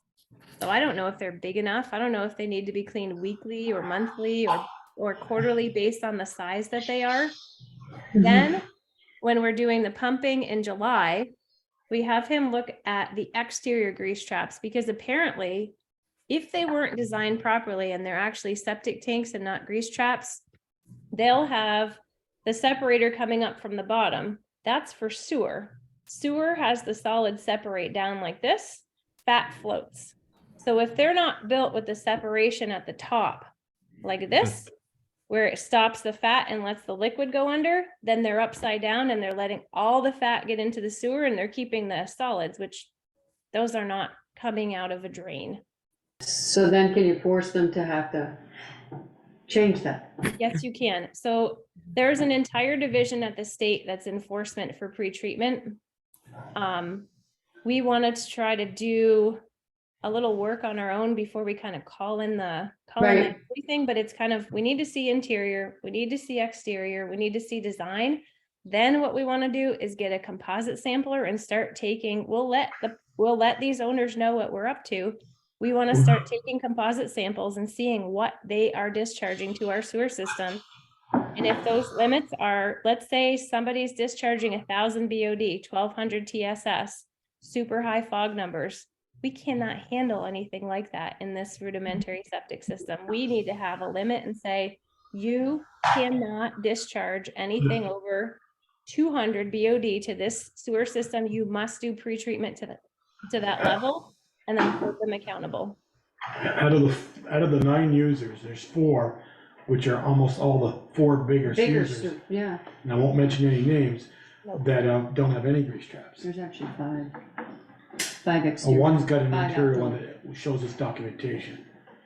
So, our thought was, we bill them at least half this year of all the pumpings, and we raise the rates across the board 5%, and then raise the 9 users get billed half of the 375 4 times a year, and then the other half next year. Okay, Or we well, could hit them all once. no, I'm trying just to- thinking, if our policy says we have to, if we have Right, to and change our policy. clean and pay for that, does it It actually doesn't say the say town you has to can't. pay for that, or the town just has to clean it? I mean, to me, it's not fair that we're Seeing paying for that- that, and that gets spread across everybody else who doesn't, Seeing that it's done is our responsibility. right, but is it Is our paying for responsibility it. to pay for it? I mean, and if that's what our policy says, then we need to change that. There's one user on that list that you saw, Michelle, the 5th one, has an internal one, and he shows Jill his monthly pumping fee. Well, these also, the 5 on here say outdoor grease traps, and there's 5 that have X's in them. Yep. So But I there's don't, 4 that don't have any X's. The others 4 have, users. presumably, one definitely has an interior grease trap that's being cleaned regularly, and he's showing documentation, so he's in compliance with our current policy. yeah, The others he's are doing not. what he's supposed to be doing. Well, we basically have to set some ground rules, and I feel like in order to set the ground rules, we need to collect some data to understand what's coming in. I already can tell you what's going out, and it's way above what we should be discharging to our leach field. If we don't take care of it, the grease is gonna take care of that septic Yeah, system. then they'll be These shut people down. aren't And then gonna all have any, 9, all yeah. 31 of them or 35 of them are gonna be out of it. They're not gonna have any septic. Gonna be a lot of porta potties out back of these buildings. Well, and I've got to tell you, the other side to that is that your hydraulic capacity is like 20,000 gallons a day. You're only using like 8,000, but you're maxed out because your organics are too high. Your BOD and TSS is too high, and it's because you guys need those high strength waste users to have pretreatment. And unfortunately, the funding at the state for that right now is only for direct discharge facilities, and we are indirect. So I think we talked about this at a previous meeting, but having folks come in, having some of the folks in that district that are those users to come in so that we can have a discussion with them and let them know where we are and what's happening and what we're thinking of moving forward with, so they have some insight. Yeah, I mean, maybe, I don't know if it's a separate meeting, that would just deal with that, and we put out an invite to them and saying, we're having this meeting, and it's important that somebody from your organization comes. I'd like, Michelle, because you've got the somewhat of legal background, you in your office is, put your eyes on that contract, and does it say that we have to provide the service? That's the policy. That's Our The policy, or it says, no, you have to have, provide it and pay for it, part of your fees. So looking at the list, we have 35 users, say, in that list that we have online. We've got 1, 2, 3, 4, 5, 6, 7, 8, 9 that are highlighted. Are there any others that need to be highlighted that are on there? Do we need to look at all of our sewer system users and evaluate all of them, just in case there are some that we're missing? Because I can see high numbers that aren't highlighted, but I don't know what that means. Well, Exactly. what we might want to do is instead of just doing composite samples on kind of like the 9 that we believe are high strength waste and getting data points there, maybe we do a couple office or residentials just to get a data point on those too. It's like, are their BODs 20 or are they also like 500? They shouldn't be. Right. Yeah. The 9 you're looking at, Ian, is the 9 that's got restaurant or serve food. Serve food or some combination of serving food, takeout or indoors. That's I was wondering what triggers. I mean, you have the column which is year, which has the highest numbers, right? Mhm. Is Because that, that's what the yearly flow is, and that's what, so this is not the actual sewer billing structure. This is just normalizing it as the average daily flow. And what the average daily flow would be if I take the current revenue and normalize that as a rate per gallon. So this Okay. was just a way to look at it mathematically. So there was a fair way to distribute it across each person and say, what does this do to a high gallon user that may or may not be high strength waste? And does this make sense? Like, do you raise everybody's rate 30%? Do you say, hey, you're high strength waste, you need a surcharge? Do you do a combination? I don't know how you guys want to attack it, but there's a shortage in the budget for right now. And I was looking at this last year in the budget, we had $5,500 that we supposedly put in the capital reserve fund, right? 55,660 in and 55,660 out. And then this year we have 7810 in capital reserve. So if I put those two on this year's budget, I think it gets us the shortage that we have. Is we aren't pulling in 56,847. We're gonna pull in 47,418. Do we know, is there money in the capital reserve fund? I've never seen it. Yeah, we don't know. Because I thought you had said we used. Well, that's why I'm saying, like, who puts this 5,500 in and where does it go? And who puts this 7810 in? And that's We're over another budget question when we too. We couldn't- don't have a capital plan for the sewer system. We had begun to contract with RCAP Solutions, but the engineer that was assigned to our project just couldn't get to it, and it still hasn't gotten done. But it was on the list to have RCAP Solutions work with us to develop a capital plan and budget for the sewer system. You know, I don't know, just my thought. I mean, I feel bad doing 30% across the board, especially for those people who are not the high-end users. You know, I feel more towards the surcharge, but it's like, can you just slap them with a surcharge without kind of saying it's coming? Right. You know? You take that, see that number 35,564, that's 3 reads. You take that divided by 3 and then times it by 4, you're still gonna be $9,000 short to Yeah. get what we budgeted last year at 56,800. That's what I'm saying, and I'm Where saying, does that, and Jill's question to me was, where do we, this is a enterprise budget. We can't take it from somewhere else. Where do we? Right. No. Does it come out of the capital reserve that if there is a capital reserve, if there's money in it? Or if there's an Here again, I can't get an answer. undesignated fund balance, you mean? Or an We can take undesignated it fund from balance. the undesignated fund balance, but you can't do that until you know what's in there. Right. yeah. I mean, we really should have a balanced budget, so we need to figure out how to get this budget balance, and if that means a 30% increase, that's what we gotta do. Yep. It's just a matter of how we apply that, 30% or less of a percentage overall, and then a But surcharge to those To me, high-end users. those small users down through their street there's one there's 8 gallons a day. He's got Yeah. an office, and to hit him with 30%. Well, that's what I'm When saying. it doesn't cure the problem, and the big grease users are going, Yeah, this is a "Help me- deal. Thanks for helping me pay my Yeah. 30%. Thank you for cleaning out my grease traps. Yeah, and if the problem is that in the end, it's gonna destroy the leach field. So we have to do something, and we have to do it within, like, now that we know what's causing it, we have to okay, it's time to do the inspections, then we need to do some sampling, and so I need to carry, enough in sampling to be able to handle it. So I actually would need to take, in this new budget, I would need to take some of this, and maybe you guys could do that through the conversation, is do we start to take some of this capital reserve fund for this proposed budget and do the composite sampler and the sampling with the capital reserve fund for the year, because we know that we can't get data without doing so a composite sampler it's a device that you set in the manhole, and it takes an equal amount of the wastewater on a regular basis. So let's say it takes 50 mils every 15 minutes. And after 24 hours, you have a 24-hour composite of what was coming out of that sewer. It's a composite of BOD and TSS and FOG. And then instead of just doing a grab, so what if at that moment it was a nice clean gush of water versus Usually BOD and TSS are either 8 or 24-hour composites. Could you remind us what TSS and BOD stand Yeah, for? so BOD is biochemical oxygen demand, and then TSS is total suspended solids. Thank you. So those are both done in a laboratory. The BOD is basically, it's your organic stuff. It's But your Jill, organic this- matter. Jill, there's not 39 manholes. You can't get like that one 8.9 user that just got an office space down there.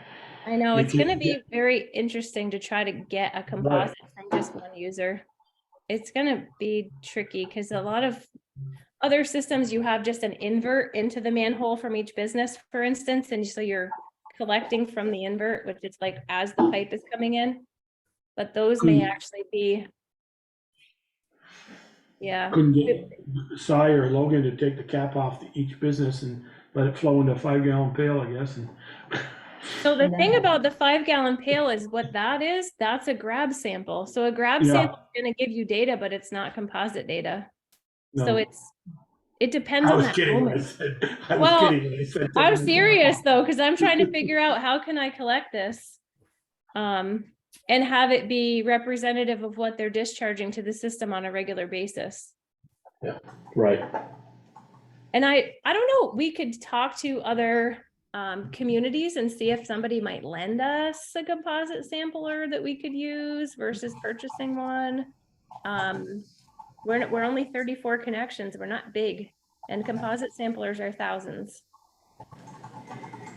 And I don't know if maybe Vermont Rural Water has one that they might lend to us. That's not a bad idea. I can talk to the wastewater rider and see if they've got one. That data would make a huge difference. Yeah, and I think you guys are gonna want data moving forward too, not just an initial grab. You're gonna wanna see what changes you make and what impacts they have to those flows moving forward. So Right. I think, the composite samplers, Jill, you've probably done more research than I have on that, but I was in the $4,000 to $5,000 range for a decent sampler. Is that kind of where you were at? Anywhere from 2,500 to 5,000 is what I Yeah. was seeing. Right. Yeah. What was that number, Jill? They're 2,500 anywhere to from like 5,000. 2,500 to 5,000. Yeah. I don't know. I can't help but want to just like ask the bigger wastewater facilities, like, have you thought of updating your composite sampler lately? Wouldn't you like to get rid of yours for cheap? What would I we? mean, it's worth a try. You'd be really good at recycling your old equipment. Now, Jill, a while back, you had mentioned that the state is in the process of developing a model sewer ordinance. Yes, it's awesome. So they're going to use some of their ARPA funds to develop a model sewer ordinance for use by any and all. So what it will do is actually finally have a way for us to use like some consistent modeling for high strength waste users. Do you know when that'll be available? It's supposed to be in the next 12 months. Oh, I'm looking at the current sewer ordinance, and Article 7 deals with pre-treatment. And the first section in that Article 7 talks about town pumping of these private systems.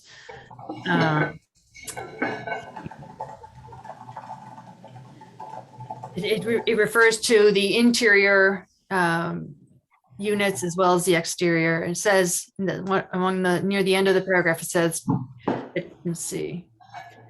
With the cooperation of the owner, the town may, at its expense, install and or maintain such interceptor to the extent and manner determined by the commissioners.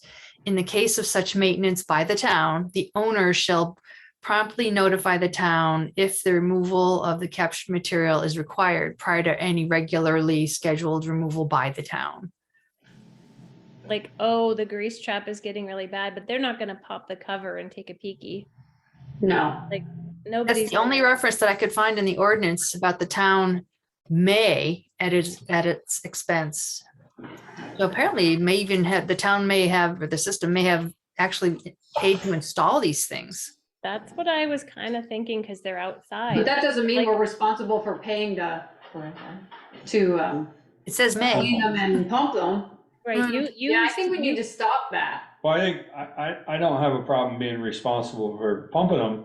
That way we're sure they're getting pumped. Well, right, but paying for it is Paying the for it, issue. right. That's right. This is silent about who's paying for it. And it's good to know that other municipalities most certainly do have high-strength waste surcharges. Like, this is not something new. It's just something new to us. It's not new to the state of Vermont. It's not new to wastewater facilities. So if you actually had a large wastewater system and you all of a sudden had a large brewery come into town, they will kill your plant.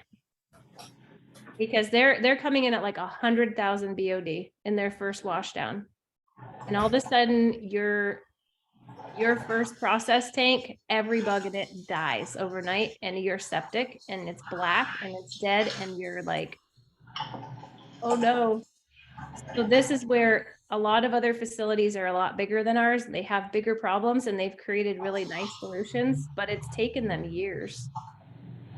They did lots of sampling to figure out what to make their numbers, and they worked with the state quite a bit and Vermont Road Water to figure out how to regulate it.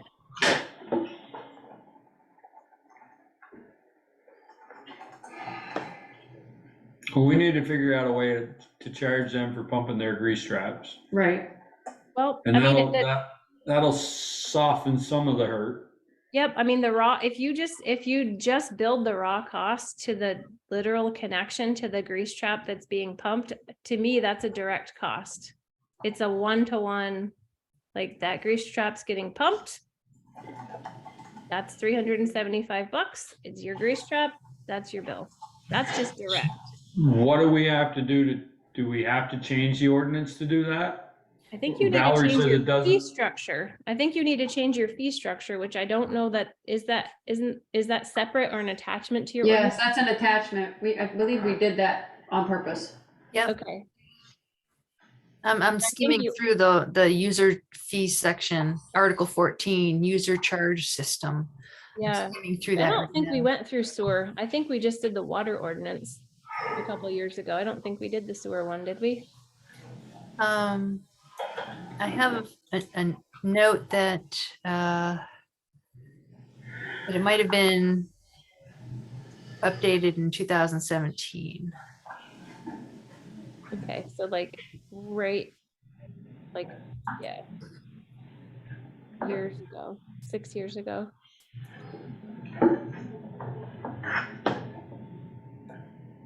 I don't know. What is your gut on how to spread it? Because I think I agree with you. If you just increase everybody 30%, it's putting some hurt on people that aren't causing the problem that costs the money. Absolutely. Yeah. That's why I say, if I knew if we had some undesignated funds or some reserve funds, at the minimum, I'd like to see a 5% across the board with half the fee structure this year and the other half of that fee structure for grease trap pumping. So a full amount in 24 months, half of it this coming year. To the top users. To the top 9 users. So I don't want, I'm sympathetic to them, but I'm not in some extent, they don't want to play ball with us. Is that 375 is split in two, where the first year it's 200 and the next year it's 175. So year 2, they're paying the full bulk of the fee schedule, or it might be 200 because it might go up $25 to pump by the second year. I think the other thing. Everybody's paying 5% also.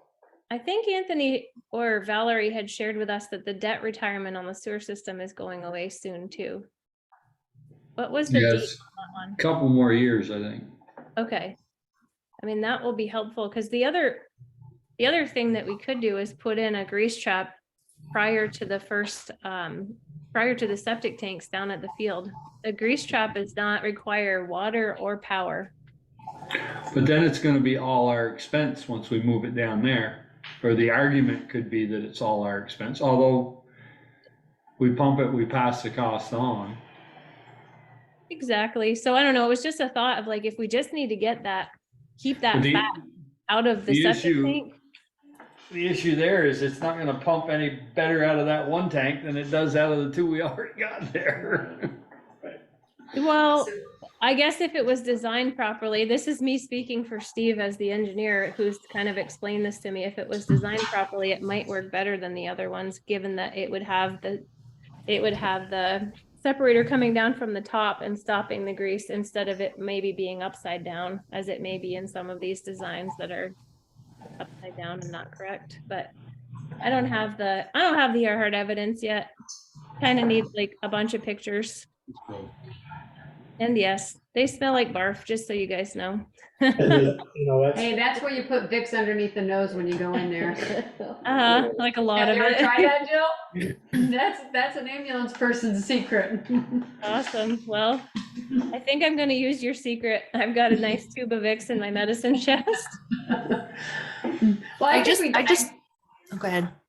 I was gonna say, I think we do need a plan of getting that information, so we can move forward and figure that piece out. But for now, I think we need to figure out who we're gonna charge and how we're gonna charge it. Yeah, I don't think that the regular users should be penalized for the heavy Right. users. I just emailed the select board members and Jill and Steve the rate structure, the what do they call the schedule of rates and charges through 2019.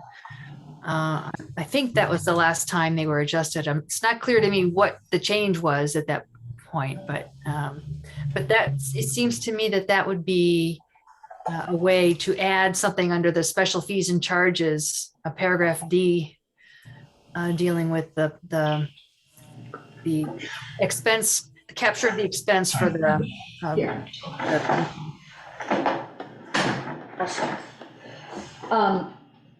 It feels to me like we need data, so we have this one report that Jill has done, but then the sampling, if we can do that, would be extremely helpful when we're talking to those property owners. To say, this is, this is what we know, and this is why we're gonna make the change that we're gonna make. I don't feel like we can just say, here's a user fee increase without that data. It doesn't feel, somebody else tell me I'm wrong, but that doesn't feel like the right way to go forward. Well, I was just trying to get a balanced budget, that's all. I agree with some of that statement, but we do have the data that it's costing us $1,500, $15,500. So how do we balance that? I was willing to go 5% across the board increase of users with a $200 charge to all grease trap restaurants. Per quarter? Per quarter. Per quarter. Well, does that get you to where you wanna be? It gets us, well, it gets us running to New Haven, but doesn't get us to New Haven if we were walking to New Haven tonight. It Yeah, gets us so up if I put this You'll see it at is. one, if I put this at 1 point, instead of 1.3, 1.05, that gets us to 49,789. Like, we need another 12, we need 12,000.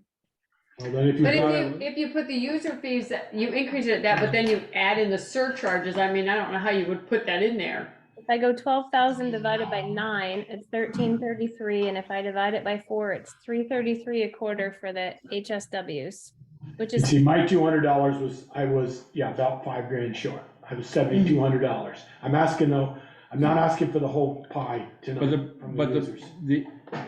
The issue is there again, that's just the outside tanks. Yep. So we- Right, because the main tank is also requiring additional attention and maintenance. That's what, yeah, so this main septic tank is pumped once to twice a year, and it's 6,000 plus each time we do that. If we knew what we had in an undesignated fund balance or capital reserve, it might make up that $5,000 Yep. and not hit the users, the grease trap users at $1,500 a year more. Right. Well, it's gonna eventually. It's going to be in 2 years, but not the first year. I'm gonna soften the blow a little bit. I agree with you. Here's oh gosh, that's tiny. Looking at it on the cell phone. Okay, minimum charge, $173.28 a quarter for up to 100 gallons. Okay, so I need to work the minimum use charge into the equation.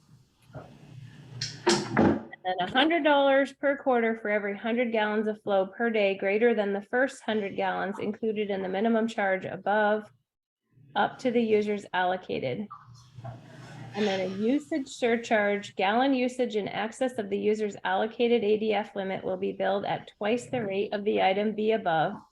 So your billing structure is really, it's pretty complicated in a way.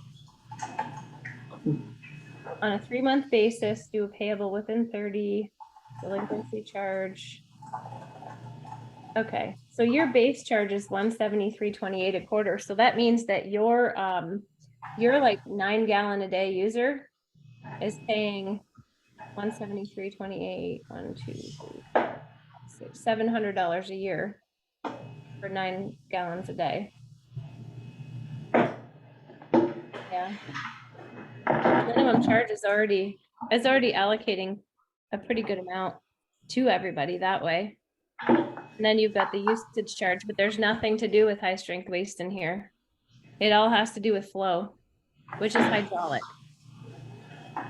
So maybe we then need to adjust this to put in the high whatever. High strength. High strength waste. It's basically those that are contributing to your view. It wasn't gonna be politically correct. Yeah, that's how it's regarded in the wastewater industry, but it's basically organic loading. It's kind of like I guess the trendy way of calling it is organic loading versus hydraulic. Just out of curiosity, do we know what Middlebury charges? You know, we could get it. I definitely know the operator and I definitely know the town. I mean, I'd like to see what they I can charge. pull my sewer bills tomorrow and see what it is. It's probably published too because they're public. But you wouldn't be a high user. I mean, No. like some of the restaurants I can down ask there, it would Bob. I be can more ask Bob. interesting to see what that is. Yeah. I mean, I'd just like to see comparable to where we're at. Yeah, We're just such a small. and I just don't think we can, the offices up overhead shouldn't be paying for the restaurants. Right. No, I agree. So I also think that we need to review the billing software, just as kind of an also is because last year we billed 56,847, same users. And when we compared the flow for the billing year, last year we had an average flow of 83.62 per day. This year we had 77.93. So we went down 6% in flows. The billings are based on flows, but we came down like almost 30% on revenue. Why? When our flows are only 6% lower. So I'm a bit concerned that there could be an issue with the billing software. I mean, I agree with that, but I think the 6% in the flows is probably, those restaurants were closed. You take Cupboards, for instance, and don't know what their flow is. They were only walk through, no sitting down because of COVID. Yep. And they're closed so those types are, just order up and order in. No, and but I out. mean, if there's something, I mean, even at 6% agree, but reduction, 30%. that's fine. There's gotta be something wrong with. Right, Yeah, 30%, 30% decrease. Yeah. in- Something still isn't sitting right with me in the fact that the flows only went down 6%, but the revenues went down 30. Right. Yeah, there's definitely something wrong with If it's that. flow-based billing, we should have only gone down 6%. Do we have an actual software that does the billing, or does poor Sharon have to calculate all that? I don't know. So what I know is you guys have census that is your meters and your meter reading equipment. And then there's this interface where the databases come together and the reads come over. And this is me on the water side of what I've observed in the last year of wondering why, again, the volumes don't seem right. So we did some digging. Sharon learned all kinds of really great stuff. So on the water side, I'm seeing improvements. Then it comes over into what you guys have called NEMRIC, which is your billing software.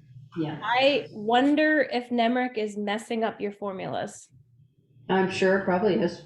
Something doesn't seem right. Like this should only be 6% different. Yeah.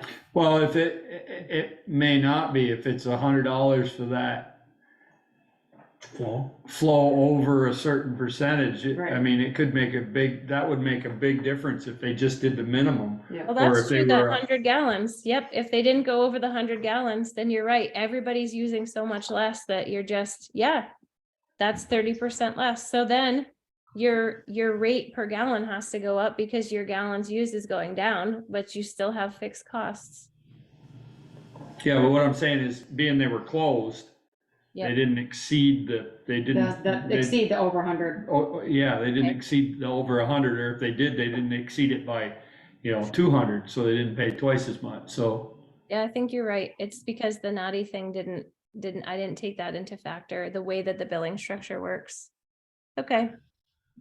Do we, So- do we have to approve this tonight, or can we wait for more information?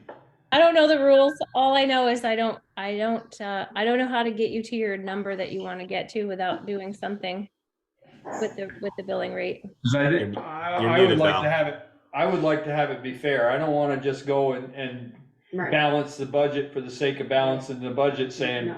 we're gonna charge this one and that one and not know why we're doing it. Yeah, no, I agree. Exactly, yeah. I believe it can wait till to the June 26th meeting unless you want to have a special meeting in between. But- You already just said the June 26th meeting was getting pretty full. Well, hopefully we'll have the information that we need to quickly approve it. So I feel like the information that we need is we need to know if there is a sinking fund and a undesignated fund somewhere that can cover. I said that earlier. Yeah. Right. And I think we need to ask this tomorrow of Anthony and the auditors and everybody. Well, because you Not- asked that for water, not but you're on saying the- water and I don't wanna sewer. ask it on the 23rd, Friday, Right. the 23rd of June. Oh, they need it for Monday night's meeting. We need No, to we ask need it it now. tomorrow. Mhm. Yeah. So you got a week to get this to me, so I can calculate it, get it out to the board, and hold some people's feet to the fire. Speaking about, so go on, Joe. At least then you know if there's wiggle room to get through this year with just a modest increase and then figure out what are the organic loadings and how might you want to change your rate structure to start making it so that those that are using more organics are paying more and those that are keeping their organics low and just using hydraulics are at that lower rate. Well, that's gonna have to be a priority too, I think sooner that- rather than later, because But I we don't don't think run we're- into the same issue at the end of next And we year. need to figure out how we can change it to bill for the grease trap pumping. That That I think we need that'll before the 26th. Huh? That I think we need by the 26th. 26th, yeah. But your stuff about the BOD and all that and the testing, I don't think we're gonna have in 2 weeks No. to make a decision on. No, that's gonna take a couple months of really getting the equipment, getting the bottles, doing the testing, and having some type of procedure so that it's consistent across the board so that the numbers can be consistent.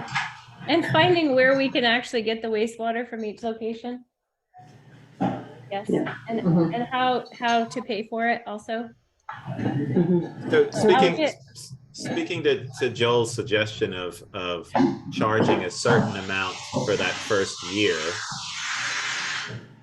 I might go the direction of charging the full amount and just have a very good explanation of why you're doing that, why this is changing. Let people know a good amount of time beforehand.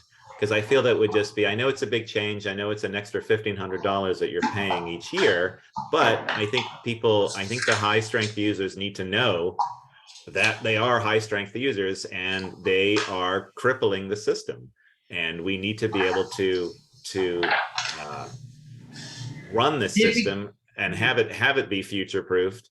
And what they're producing, they're way beyond what they're supposed to be doing. And I think, but explain that to them and then explain why that charge is there. I just think it's like a simpler, easier, more efficient way of just saying, these are the charges that you're going to have to accrue, and just being very upfront about all of that. Agreed. And and that there's increases coming based on your Yes. on your BOD. Yeah. I would agree with that, because there again, if you use undesignated funds or capital funds to offset that, you're doing it on the backs of the people that aren't causing the problem.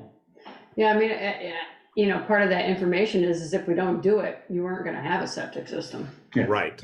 And not that we're using that as a threat or anything like Right, that. Like, we no. want all of these businesses to continue being here, and we're just at a point, we're at this critical juncture of this system having some real issues. And unfortunately, these users are part of that complexity of the system, and we just need to sort of work with them and help them as much as we can, but also make sure our system isn't going to collapse. Yeah. Okay, Yes, onward. onward. To be continued. Are you, Yes. are you guys asking Anthony, Valerie, will you be working with him to just try to like pull together those numbers? Yes, and I emailed him tonight about the reserve fund balances for the water and the sewer. And I expect to be in the office tomorrow, and I expect he'll be in the office tomorrow. So hopefully we can put our heads together. Yeah, and I think the other catchphrase is undesignated funds that we're curious about. Are there any of those? Right. No, it's So, like, unassigned, past years. not undesignated anymore, like unassigned. Unassigned I don't funds. like change. Yeah, that's where the audit gets kind of murky, because Jill and I have been trying to sort that out for a while, and it's just it's not easy to dig through or identify the number with the information we have. Well, the auditor should be able to tell us Yeah. what that You'd is. think. They should be able to tell us if there's more money there than what there's supposed to be. Right, And that would be the unassigned funds. right. Okay. We'll look into So it. We'll continue looking into it. We'll put this off till next meeting. The 26th. Thank you, Jill. Thanks, Jill. Welcome. Thanks, Sorry, Jill. it's tricky this time, guys. All right, onto the consent agenda. That first item was the, do you want to talk about the grant that you mentioned? Sure. There's a grant application due this week for the V-Trans Highway Safety Improvement Program. It's up to $35,000 per municipality. No match is required, but it's extremely limited on what you can use the money for. And it's things like striping, road signage, and installing breakaway sign poles, and one other thing. Guardrails? No, not guardrails. I know. Eric and I sat in on an orientation webinar, and we both came away from it quite disappointed that the program is so narrowly defined and it doesn't. Anyway, I have not had a chance to connect with Eric yet about any potential projects for Bristol. He thought maybe some striping, but anyway, so the ask for tonight is allow me to work with Eric to come up with a proposal, and a letter of support from the select board would be required as part of the application material. So if you could, if you agree, then you would be expressing your support for the application, and I'll prepare the letter. And So moved. I'd like You to, can't, it's part of the consent. oh, that's true. What about striping, because we've always wanted to stripe the fog lines on Burpee Road and Moncton Bristol Road. those will probably be eligible. And we've never, because we get the free line up the middle, right, Eric? But we don't, we have to pay for the fog line, we get the free line up the middle from the state. I mean, those are a lot of cars on those roads. That may be a good spot to get that money. And you can also calm traffic by making that a 9-foot travel lane instead of a 10. Right. I know that's what, it does make a difference, because you get into Heinsberg, they stripe theirs at 9. And You think you're on off the edge, it feels tighter, and it slows you down. One consideration is Right. if we add new lines to be striped, then the expectation may be that they be continued year after year after year, which is not something we're doing right now. So it would be funded through a grant this time around, but that won't necessarily be funded subsequent years. Yeah, that Just fog line, food for thought. fog line seems to last a while. I know we've done it once or twice before. We put them down. I can't remember just where, South Street. but So I'll make a We motion just to have to increase approve. Eric's budget. I guess we don't need a motion that's under consent, but I guess. Well, no, we do. I mean, You write the letter. no, you need a motion for consent, Right. right? Yes. So right. I make We a do. motion, that we approve the consent agenda. We need a second, and then we can discuss each one if we have questions. second. Thank you. Discussion. I have one question on the technology reserve fund for the lister's office for a laptop. Didn't we just buy them? We did one for the rec department and for Sharon's office and for Anthony. No, I thought we had bought something for the listers. Did we not replace, maybe replace the computer? I think their office computer a year or so ago, or they. Yeah, went this is for a ahead and did laptop. I know a laptop out in the field would be wonderful. They could Yep. put almost all the information instead of putting it on a card and then bringing it back and handing the card to somebody and then put it in again. Mm-hmm. Yeah. And the going prices that we've been paying for the laptops is around $2,000, and there's about, I believe, $8,000 in the reserve fund. Okay. I'd like to thank Stephen Taylor for his time on the Energy Committee. I appreciate that.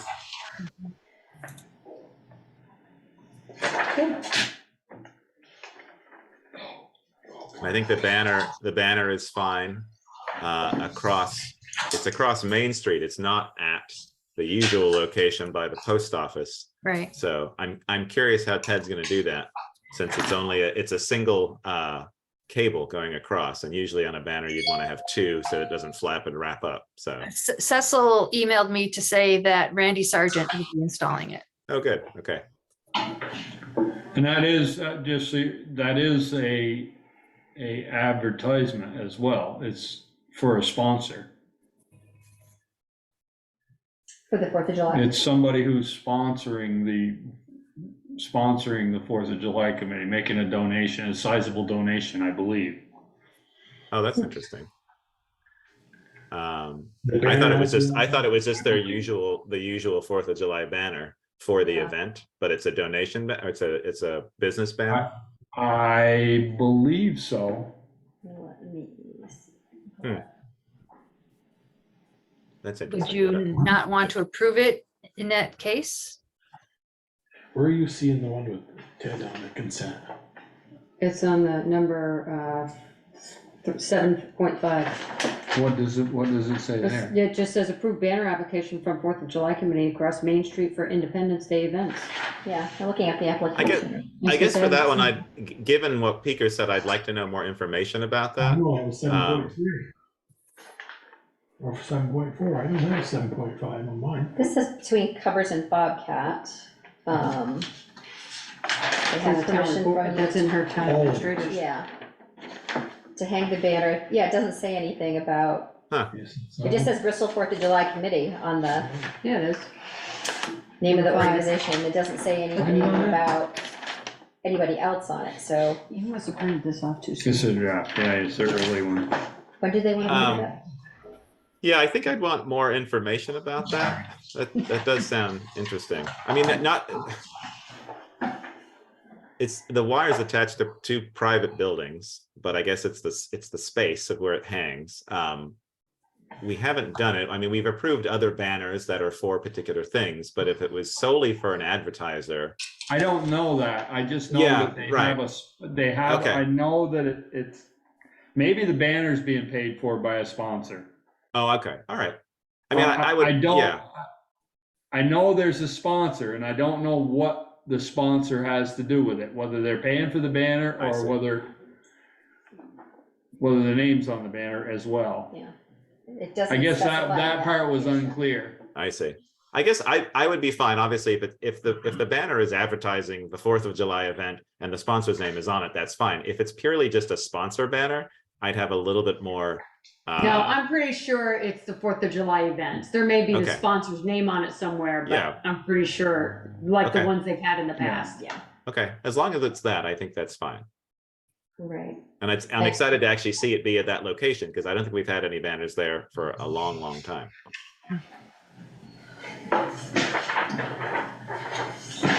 But everything else I'm fine. We have the curb cut and we've got Eric's recommendations, laptop, that banner, Stephen Taylor resigning from the Energy Committee, and then we've got the minor adjustment. Val, what was the minor adjustment? Just some personnel changes. Purchase plan.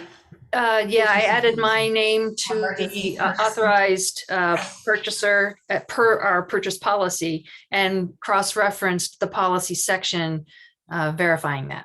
Great. And then we have your grant application. So I'm all set with all 5 of those. 1, 2, 3, 4, 5, 6 of those things. 6 with Valerie's grant. Yep.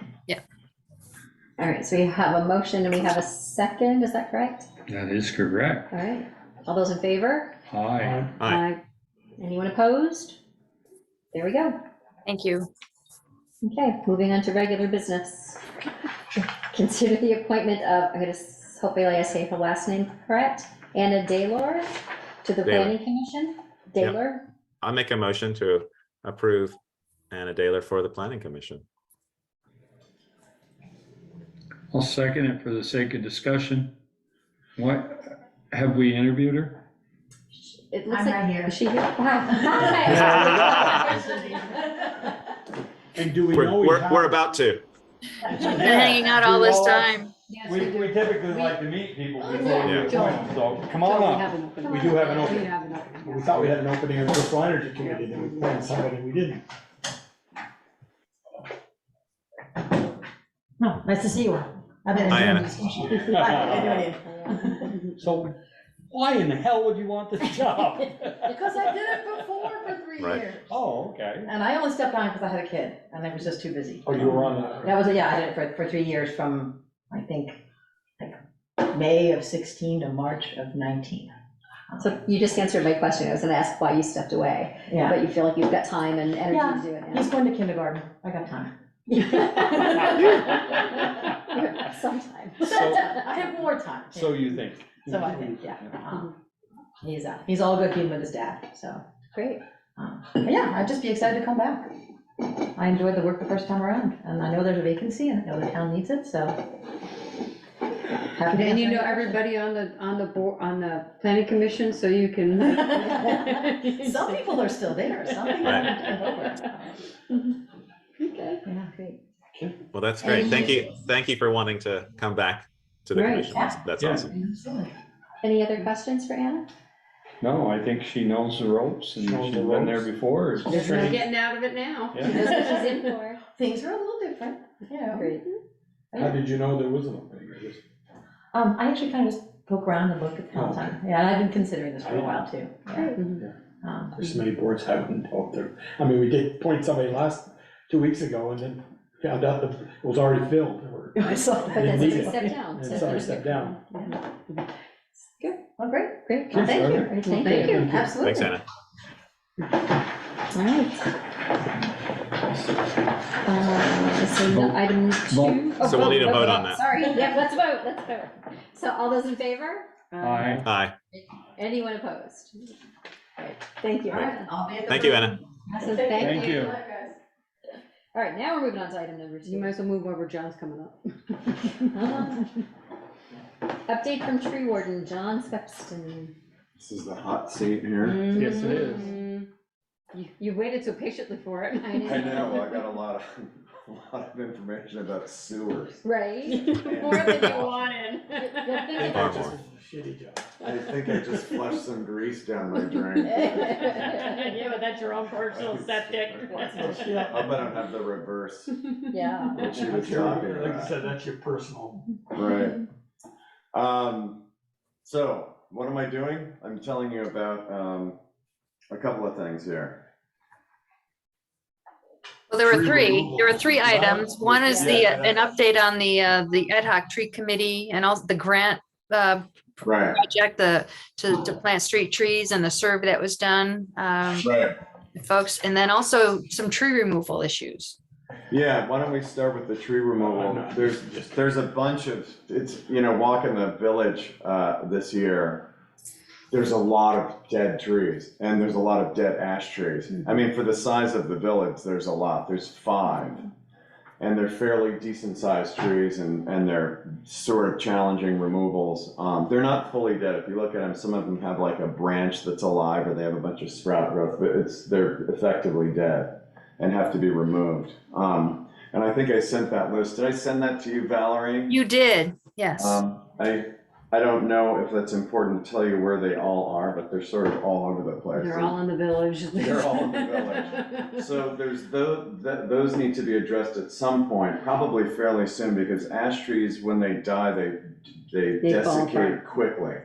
And they become challenging to remove. So I don't know what's left in the budget. I don't, if I can make an aside, I know that Brett Sargent just worked at the cemetery in Hardscrabble.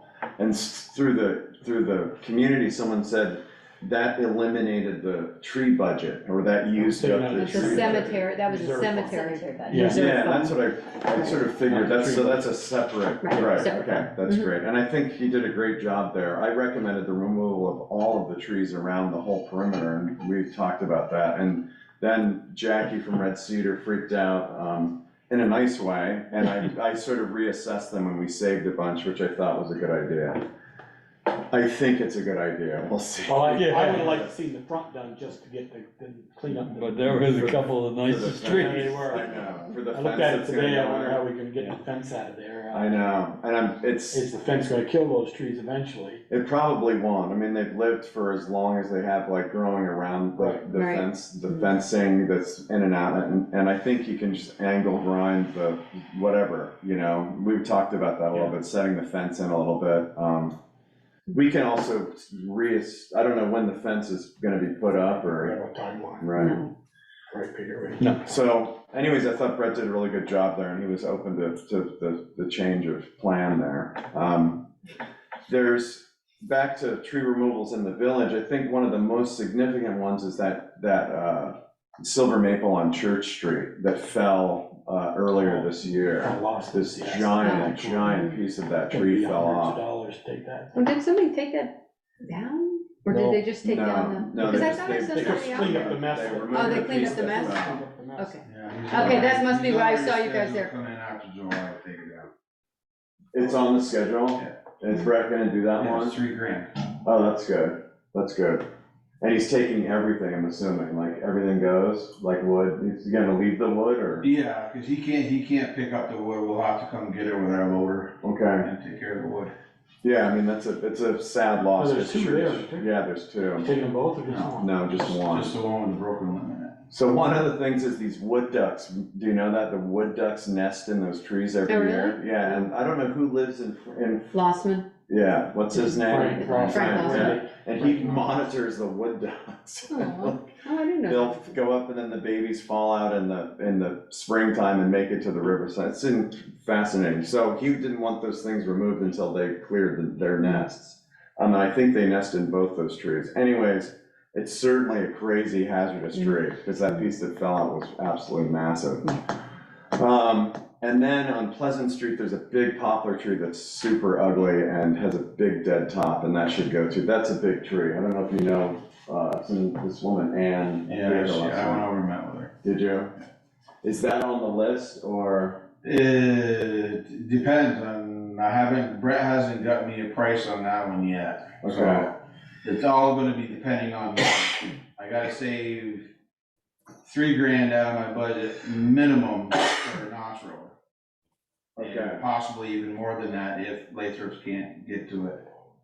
So Okay. I'm limited on funds as far as taking Right. trees down. Right, and that probably limited on funds for the ash trees too, I'm assuming, right? Those 4 or 5 dead ash trees? Unfortunately. Right. So we have the fund. That The was the- mysterious A. Johnson Johnson, Fund. yeah. The A. Johnson Fund, A. which Johnson we Fund. talk about. Because we haven't, I don't think we've used any of that yet, have we? Thought we said we were only gonna. Only the interest. Yeah. We could look, see what the we could get interest a number is and for, see what the yeah. interest is. Yeah, we've Yeah, talked about that before. I don't think we've used any of that yet. So that's that, it's kind of a, you know, there's a lot of trees that need to be removed.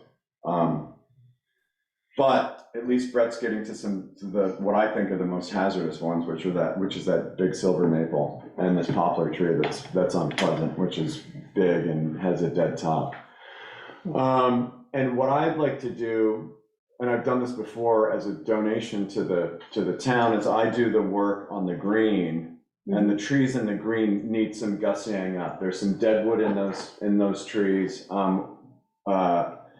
There's some elevation pruning. There's a bunch of stuff that I can do, and it's probably a day's worth of work, and I'll pay my employee who's gonna be there, and I just do that for the First of all, on town. behalf of the town, thank you. Yeah, you're welcome. Thank you very I like much. to do it. And it's not a huge amount of work, but there's just some hazardous stuff in there that I don't want someone to get conked on the head. Did we you know. decide years ago when we started the ash, we had that big ash thing in the upstairs from the state. I know there were 3 or 4 over towards the corner of the park. What we were gonna, did we treat those or take them down? No, We're gonna let them go? There's one that's in the corner near the playground, which is probably has the initial boar, the boar's in there now. It hasn't killed it, but there's some decline in that tree. Yeah. Eventually it'll be removed, but we can wait on that one. The one that we treat is the one that's closest, basically right across from Cumberland Farm. What's that? Champlain Farms. Champlain Farms. I say Cumberland Farm, that's fine. That's okay. We know what you meant. And what I'm gonna do is I'm gonna prune the top out of that. It's not really looking good, but I think I can make it look good. And so we don't have to remove that tree. That's my goal, is not to remove that tree. It's a big puffy green tree in the right place. Related to that, there's a maple tree that's declining, and I don't know if that was on the thing that I wrote. This woman, Callie, I forget her last name. Brent, whose aunt died. Yes, She'd like to she'd like to plant a white oak in this, basically the same spot as that sugar maple. So I'm going to remove that sugar maple, and then she's gonna have a small ceremony and a planting. And I've also arranged for dig safe and all that stuff for the green. So that's the tree removal stuff, and there's the email that I sent to Valerie about that. And I'll get to the town green at some point this summer. I don't know when. Thanks. Soonish. Before the floor? Before the floor, I probably should, huh? I just. Maybe, it's on my close radar, and I have a bunch of stuff, but since it's on my close radar, that might mean it happens soon. Did I forget anything? No, it looked like you hit them all. That was on the list up there. All right. Okay, another issue is the tree planting committee. So we did get the grant, which, do you know that we got this $5,000 grant, and there's a matching funds. Let me get to my notes here from Josh. And I don't know if you have that from Valerie, that little list from Josh that he sent of what's gonna happen, the timeline. So. Can you see it? Yeah. Okay. So we got this grant to plant 30 trees. And we're now in the, what happened was, Josh created this Front Porch Forum survey that people in the village filled out, and I think there were 22 responses for that, as it says right there, where it says in timeline down there. And it's interesting, they're sort of all over the place where people responded. We have a list. He made a database of the people that responded. So, I mean, it's sort of self-explanatory, I guess, that if you can you scroll up a little bit, Valerie, to show the rest of that timeline? So we need to get vendors for the trees, but we're probably gonna choose this guy named Chris Urban, who has a local nursery. But we just go through the formality of throwing out the bid. Yeah. Then we're gonna do this, select the planting site. That's gonna be me and Josh, most likely, with maybe some help from Chris. And we're gonna sort of choose what places need trees the most. My take is East Street needs trees as you come into the village. East, a lot of those. Right, thank you. Yeah, so that's just sort of this tree wasteland. Also Church Street, since it's losing that big silver maple, that road does not have a lot of trees. Anyways, we'll go through and sort of, we'll choose the right tree for the right place, and we'll try to fulfill the responses from Front Porch Forum. But I have a feeling what's gonna happen is we won't, if we have 20 people on Pleasant Street, we're not gonna give every one of those people a tree, because that would be silly. And we also want to keep in mind that we're trying to replace these ash trees with decent trees, not with things that, and the vendor for planting is probably going to be Chris. And then we can organize dig safe, and then he's going to plant the trees. Chris will go around probably with a helper and plant the trees. And I don't know, if you know what gator bags are, but they're these watering bags. And what the homeowner is supposed to do is keep those bags full. And if they don't use a gator bag, they're sort of charged with watering the tree. Most important thing, they need to water the tree. And what I'm gonna do as tree warden is, once those things go up, I'm just gonna be like buzzing around on my bike, making sure all the gator Water your bags. tree. Exactly. Be very polite, be like, get with PA it. system, have Right. you watered your trees today? Get my database and I'll send out the group email. And then there's this idea that at some point I'm gonna train some of like Eric's guys or Eric or me, and we'll go around for proper pruning techniques of not necessarily trees, but sort of these bushes and stuff that hang over into the sidewalks. Yeah. Because there's been some complaints about stuff being in sidewalks and some of the pruning that's been done in the past. But Pruning from or what- lack thereof. The pruning, there's been complaints about the pruning, but we always give the homeowner the option Right. to either have Take it care of done or yourself, do or it we're gonna do it. Actually, I think the pruning is good. I think there's just slight alterations that need to happen. But for the most part, they do a very good job, and they're not like, it's not like those lawnmowers that they put on the side of the road, Right. when they do that. Just clear cut things. Yeah, so I think that's been good, and I'll be donating that to the town also, and just spend a couple hours with people at some point in the future when I have maybe 10 minutes of time, which I'm not sure I You're will. gonna turn 10 minutes into 2 hours? That's pretty good. Yeah. I- And Eric has that I- time. If you Right. figured out how to do that, let me know, because I could use it. Magic. And that donated time can be used toward our match for the grant program. Great. That'd be awesome. Right. Yeah. So I guess maybe the takeaway from this is to find out what that A. Johnson, like how much is available from that A. Johnson. The last Yeah. time I checked, a couple years ago, I believe, it was over $2,000 of interest earned then. And so it's obviously more now.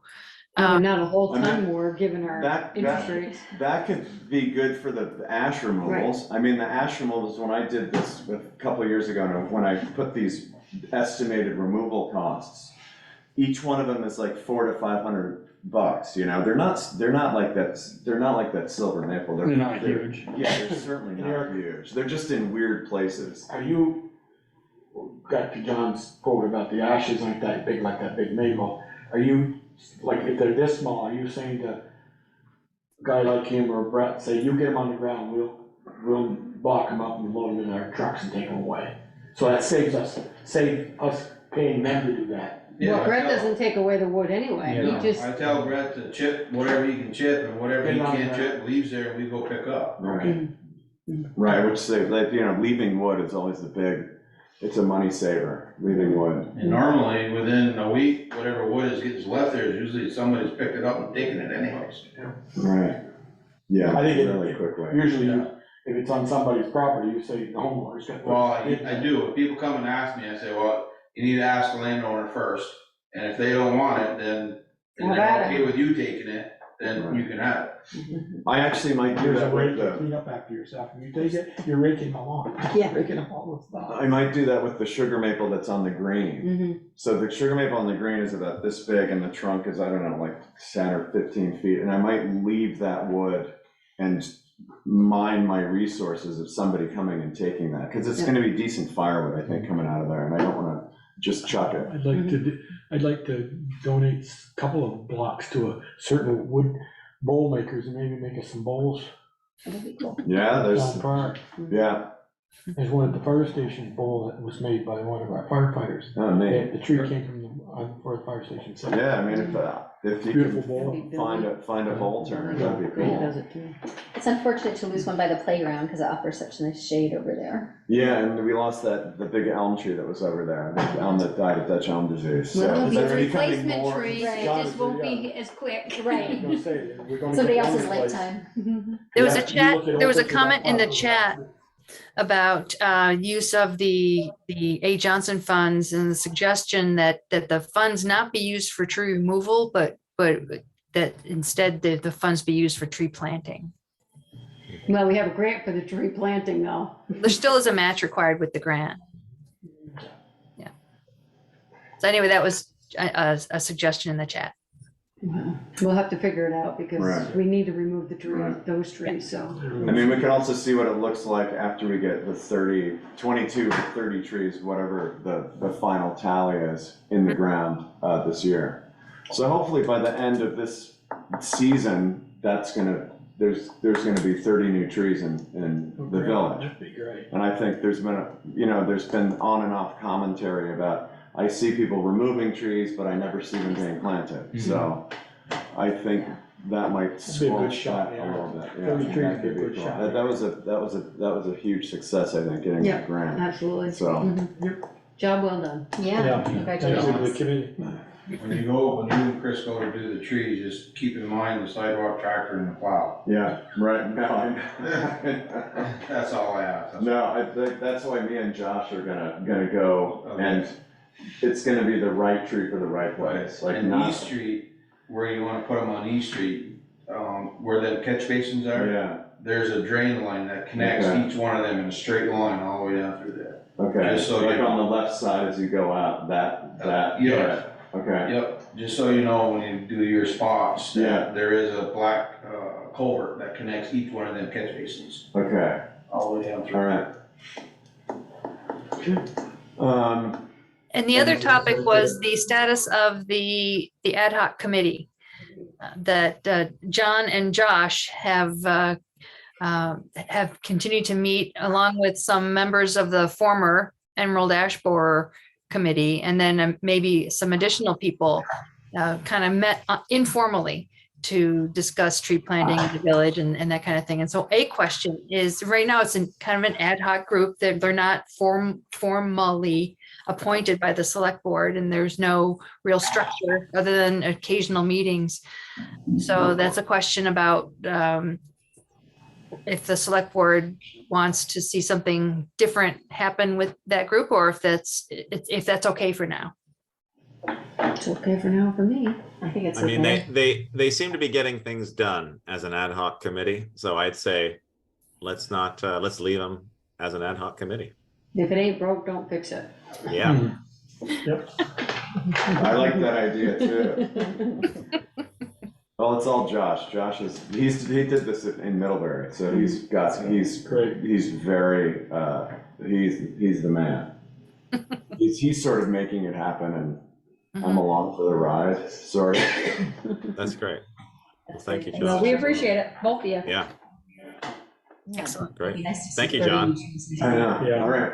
Thank you very Thanks, much. John. Thank you, John. All right.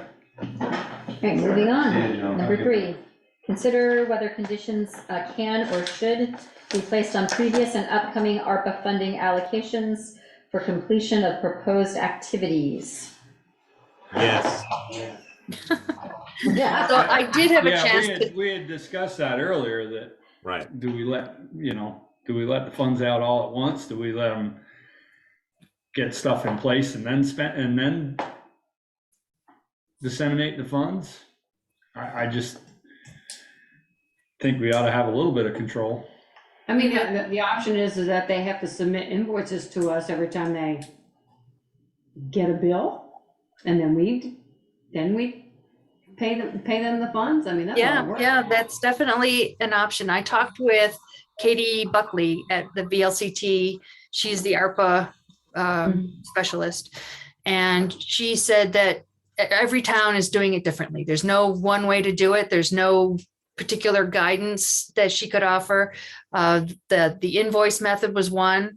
Others have treated it like a grant. And yeah, you have to submit invoices and a grant agreement, and some, well, not so much an agreement, but like a letter or an understanding and some level of reporting, so that the recipients of the funds are asked to provide updates quarterly or whatever on the progress. What's not clear, and she did not have a real answer for this, is what if they don't deliver? What if they don't do what they said they were going to do, and somehow the funds got spent in some other way? There's really no way to capture that back that I'm aware of, or that she was aware of. But it's just just trying to, Well, if you've released the funds and they do something else with them, there's no way to get them back. But if they change their mind and do something different and you haven't released the funds. right. Yeah. Right. So as I mentioned in my notes, we've already cut those initial checks. Those are out the door. But she said it's not too late to just follow up with a letter to those organizations and say, hey, we'd really appreciate it if you keep us informed on what you're doing. And just kind of ask for that kind of feedback from them. And then, of course, going forward, we can do it a little bit differently. I like the idea of a report out of some kind, or to come back to the select board and let us know how successful, they were with their project, or what the outcome was, or, thinking of the childcare center, that'd be great to hear, what they were able to do. And one would think that they would welcome that opportunity to share their success stories. So. And it's also a great way for us to be able to tell the community, exactly, this is how that money was spent and this was the outcome. Or prepare the report for our town report, That'd be awesome. Next year, this is what we spent the money, this is who got the money and what they've done with it. That's a great idea. Yeah. I might recommend, so the money needs to be spent by 2026. So we could set a timeline. We could ask everyone who receives ARPA funds to do a 6-month report as their project moves along, as opposed to something where you're waiting a year and a half before something happens. It'd be nice to see movement on those things. And especially given that the money does need to be spent by that time. Well, I guess technically, because of the way we're distributing this, if we've paid someone, it's already been spent. Correct. But I would still set some sort of timeline. Like 6 months seems a fairly good time. The invoice method,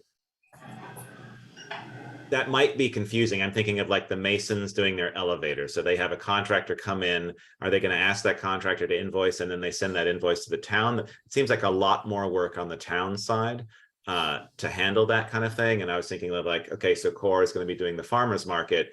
Is the core director submitting this is $100 invoice because I bought a tent, or this is for the sound system or whatever? It seems like a ton of work coming to the town if you handle it that way. Let's go back to the lodge with the elevator. I think, if they get an invoice or a project manager that's, there's only a few elevator companies that put those in. Here's their bid, and this is the one we accepted. I think that's all we need to see, or Valerie needs to see, that says, yep, that's where it was spent on. Or when they pay it, we get a copy of the invoice that was paid, marked paid, not check number. And I think for some of these, it would be hard for them to lay out. I agree with the core one, is maybe a breakdown of where that money went, after it was spent. But let's say the third one down, the 200,000. What if, say, they don't get enough funding to build that building, and something happens in 18 months, it's almost 2026, and we get a report from them that, well, because we had to pay more in staff, we had to use it in salaries. Now, I didn't vote because I was late the other night, 2 weeks ago, but I'm not sure, that wasn't their proposal. I'm not saying they're gonna do that, don't get me wrong, but, if they came and said, we had to use it in salaries and we couldn't find land enough or get enough funding to build a building because of skyrocketing material cost. Well, that could be the same thing with Turning Point. Right. Yeah, they just couldn't pull it together. So And- if we followed that up with a letter and said, this is our expectation, that you'll, and spell it out in a letter, even though the money's gone out the door, we could still say these are the requirements. Who were allocated before to improve childcare for more slots, like the sprinkler system. That we're gonna get more information on. So, but if that didn't happen, well, we didn't get enough, so we decided to put it in the salaries. Would this board have approved that 2 weeks ago? No, because that wasn't the application. Right, that's what I'm saying, so. So how about a 6-month report with detail of how the project is progressing, and then how the money has been spent so far, with a detailed report on that? Is that possible? It seems like any of the money that's going out there, people would need to be producing a budget and seeing how that money is spent. And so we could ask for that, or ask that as to be a requirement.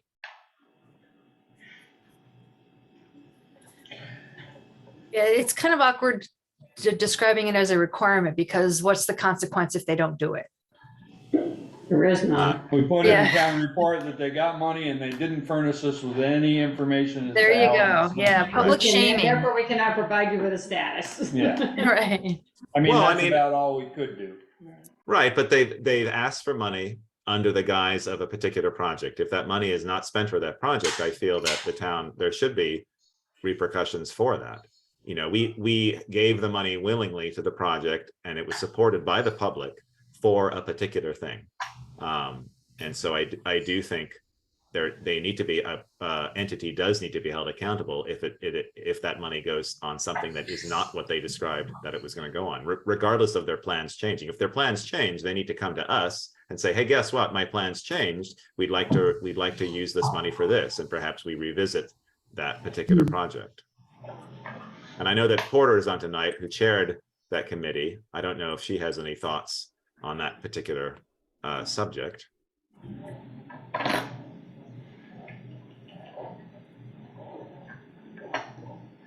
I don't mean to put you on the spot, Porter. She stopped listening to us.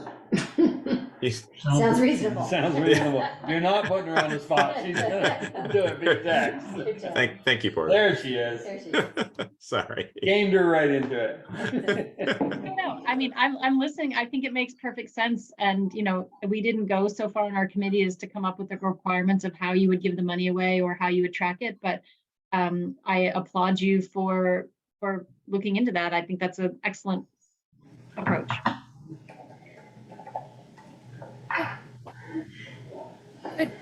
Do you need a motion on that decision, Val, or is that No, just I don't think so. just Consensus. consensus? So the consensus I believe I'm hearing is at a minimum requesting a report at least every 6 months on their successes and if there have been any changes in their plans. So is that it, or are we doing the kind of invoicing thing at all? Well, I don't think we can do anything for the money other than what we've just talked about for the money that's already gone out. Oh, yeah, that's gone out the door, but going forward. Going forward. I think for the nominal amounts, it's not a big deal, but when you get into the 50,000. yeah, when you get $20,000-$50,000, you know, I think we ought to have some sort of plan as to, you know, either you've got something in the works and you need this money now to leverage it, and then we release it. I do get a little nervous about just giving somebody 50 grand and they put it in their coffers and we have no control. no idea whether it was spent the way it was supposed to be spent or not. Right. I gravitate towards some form of invoice system. It doesn't necessarily have to be for every nut and bolt and every little thing, but maybe an aggregation of these are the expenses we have coming up, or some sort of justification that gets submitted that we say, okay, that sounds good, and then we release the funds to cover those expenses. Maybe not necessarily on a reimbursement basis, because that puts a burden on the organizations to have that money ahead of time. We're going to pay it up front and then get reimbursed. But as the suggestion was made about submitting a bid as the backup for the use of the funds. And even though if they haven't paid the contractor yet, we have their bid and we go by that. So along those lines, I think would be reasonable. Is that going to add a lot of work on the town side though, because of that? Let's say it's rescue squad and they're pricing out their 95,000 for an ambulance and it comes in all these different chunks. Are they coming to us and saying, well, here's the bid, and then we're going through and making sure that we need to pay all those things? I don't know. That just sounds like a lot of work on our end to pay all that.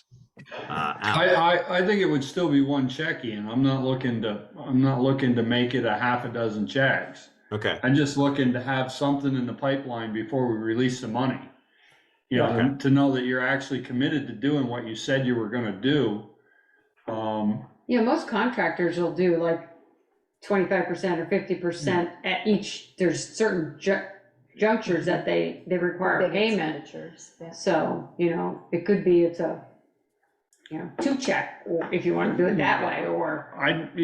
If the project is rolling forward, if they start the project and the project is rolling forward, chances are it's gonna continue. It's not like. Right.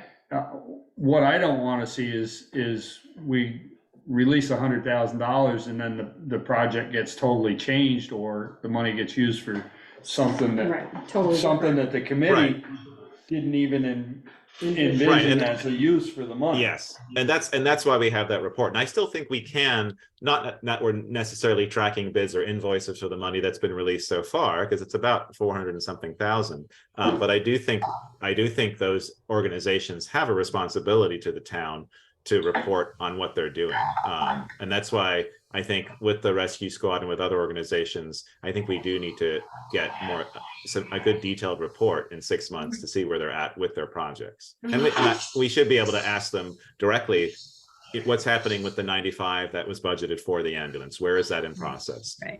And then I think you're right, Peter. I think going forward, I think maybe to have, well, we'll see. There aren't a lot that fall under that, because a lot of them are under town responsibility anyway. So there's only a couple more, like the family center, that might be a large project, and they're currently getting information. So it's not a tremendous amount that we'd have to deal with thinking about it, just in terms of the other requests that have come in, or the other things on the list. And if you look at the check warrants with each select board meeting, we deal with all kinds of invoices all the time. So it's just, what's a few more?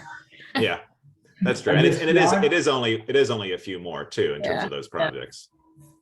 I mean, like you say, the ambulance with the rescue squad, if they said, well, we put it up to bid for a Ford, Chevy, or Dodge who makes those ambulances, and here are the 3 quotes, and we've decided to go with the Dodge, and then, okay, and they sign a letter of intent to buy the Dodge, and it's gonna be available in 6 months, because I was told they're not gonna get it even till January, maybe Christmas, then, okay, they've met their obligation that they've ordered their ambulance, and it's on its way with a letter of intent, and we're okay with not seeing the exact invoice, and they cut the check on December 28th, but we authorized the funds. Yeah. We already cut them a check. Or you cut them a check We anyway, already cut them so. a check, but that would be the documentation we would want to say, yes, they did use the money for what they said they were gonna use it for. Yeah. And I like the idea of something for the town report from each of them too. Yeah. I mean, because most people aren't gonna watch every single meeting to know what we've approved, so having it. Wait, what? Yeah. They watch it just for you, Ian. Not for us. You. Okay, thank you. Thank you. Okay.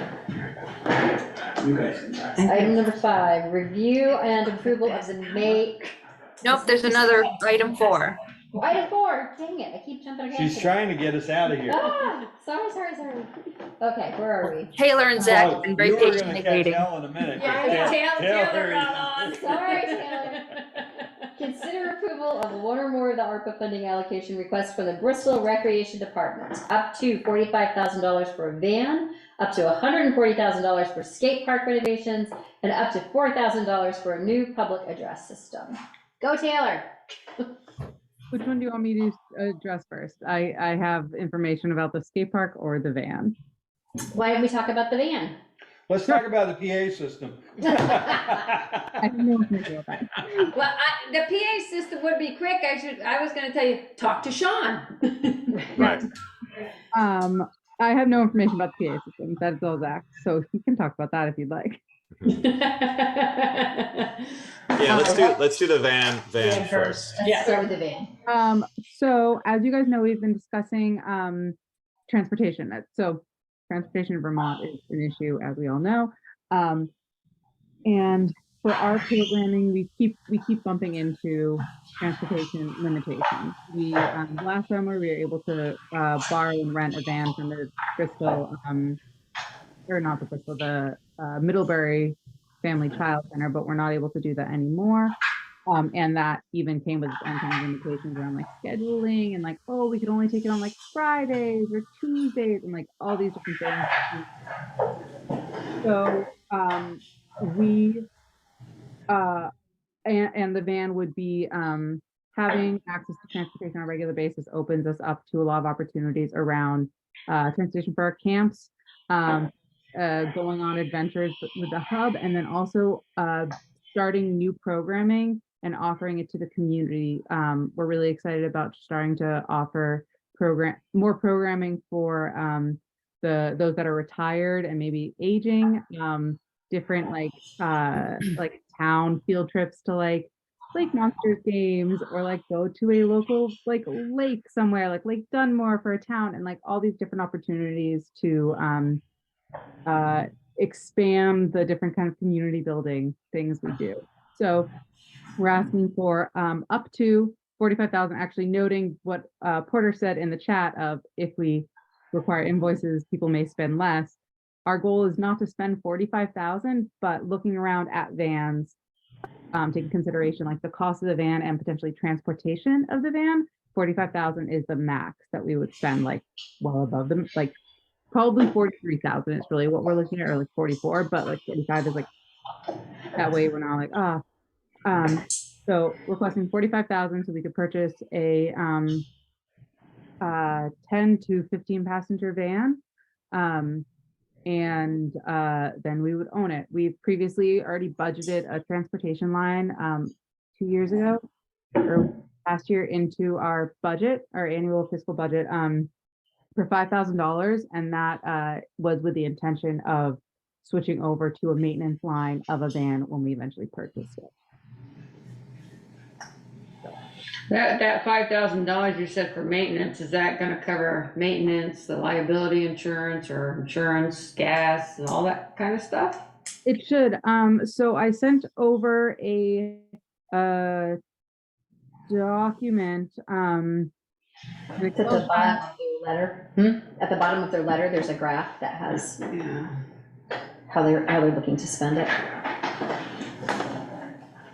So insurance, maintenance, gas, state registration, or state inspection and registration.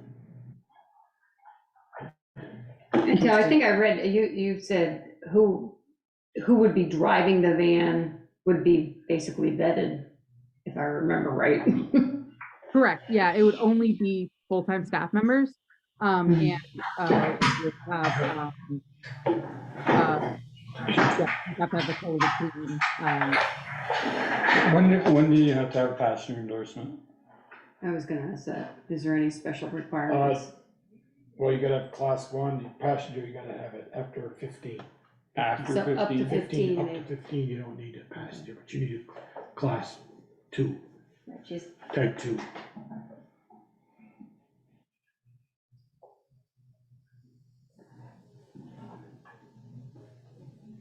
But this isn't school sponsored, so I don't know what that. Yeah, in her notes, she says no special license is required for this van, and everyone on staff has experience driving large vans. We will all be insured to drive the van. All drivers must be employees of the town of Bristol. All drivers must have clean driving records. We will need a copy of the insurance and license. At the beginning of every trip, the driver will be responsible for, and there's a list of things.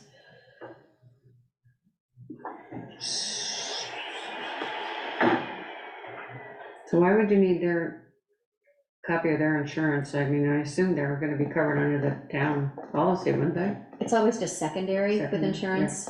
I think Like even just at the school, I'm sorry, go ahead. Oh, no, just trying to cover due diligence. If that's not, if our insurance company says that's redundant and we don't need that, then that's fine. We won't provide that. But anytime we've borrowed a van from anyone else, it's always been, or like when I used to work a job, yeah, it's always been that you need to provide a proof of your own insurance as well. You know, when I used to drive for field trips for the school, they always asked for a copy of your driver's license and your insurance. Yeah, because my insurance was on the hook. They weren't covering me. Right. You know, when I drove for the school. In this Well, case, it's if different. that's gonna be a town van and town employees, it's the same thing as. They're gonna have to go into the same thing as a town truck. Yeah.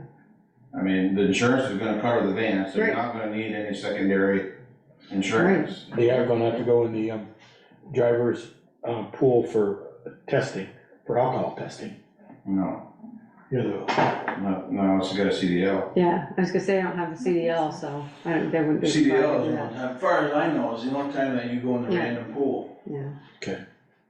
If we need to do regular alcohol testing, that's fine also. I think we would all be able to pass, so it'd be fine. So these are all used vans, correct? Correct. We're Okay, not so looking looking, at any new.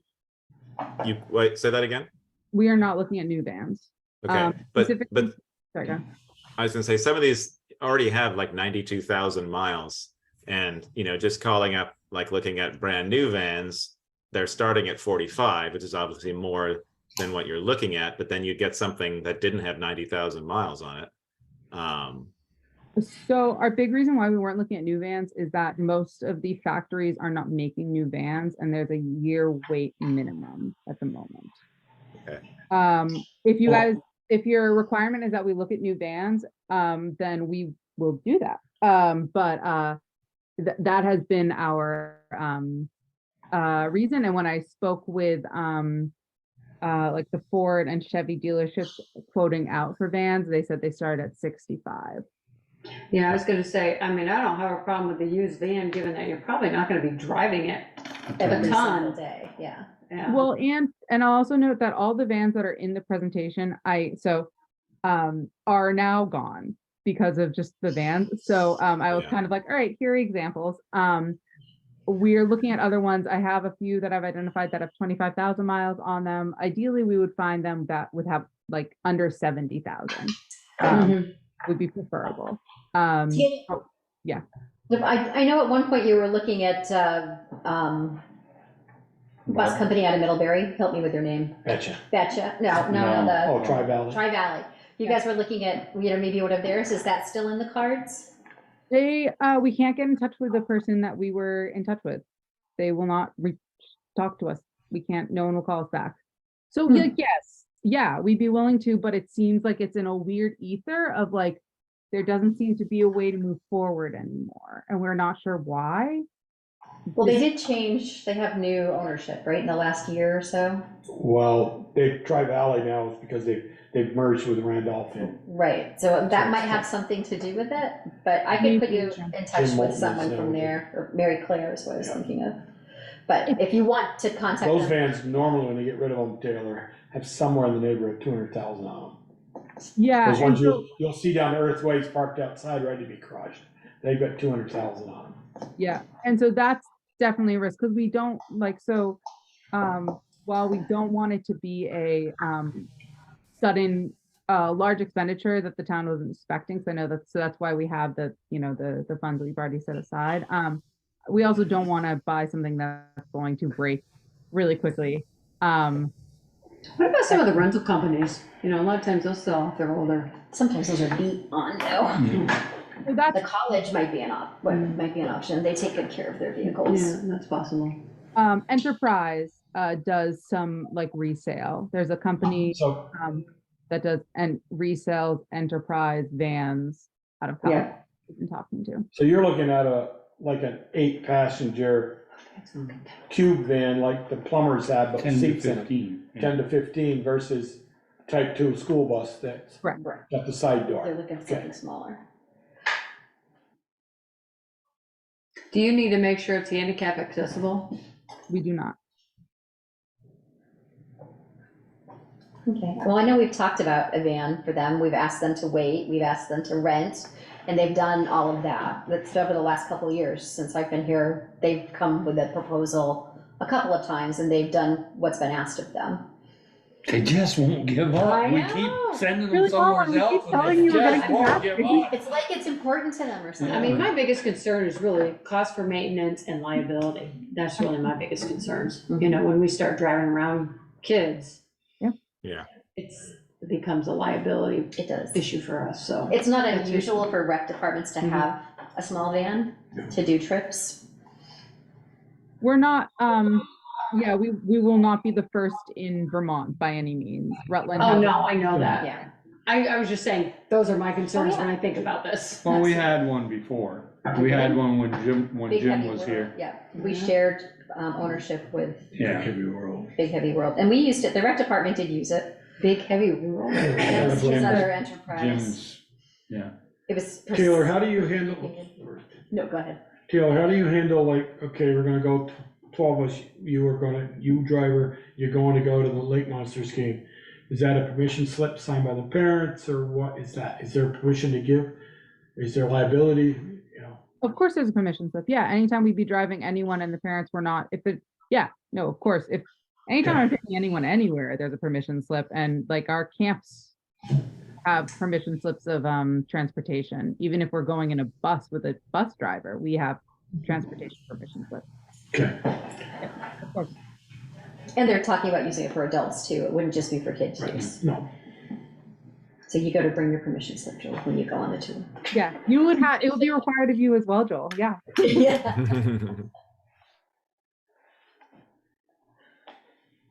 Okay. Any more thoughts on the van? So does the select board want to act on each request independently or as a group totaled? Well, I think she's only got two that she can talk to us about, so those are the two we probably can deal with. Well, and Zach's going to talk about the PA system. He's been researching that. Oh, okay. Yeah, sorry, that's why I said I can't talk about the PA system, because Zach can. Oh, okay. It's not that it's secret. Yeah. So do we want her to tell us Well, about why the skate park? don't, we can do them one at a time. I mean, Okay. it isn't really gonna matter. I'll make the motion that we allow the rec club up to, or rec department up to $45,000 for the purchase of a van out of the ARPA funds. Second. Okay, any other discussion? Okay, all those in favor? Aye. Aye. Great. Anyone opposed? Great. All right. How about the skate park? So as you guys know, the skate park got a lot of use and gets a lot of use still, which is really great. This was born out of the need for so the asphalt on the skate park is in disrepair. We're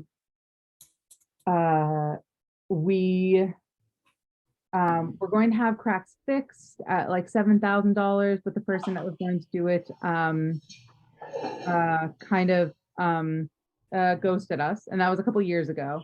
And since then we've kind of, and then ARPA committee has identified the skate park being a major point of interest, or rather the community identified the skate park being a major point of interest in an area they would like to support. So with the priority being new asphalt, so making sure the asphalt is smooth, and putting an addition on boats that would prioritize beginners and young children that are learning how to navigate the skate park.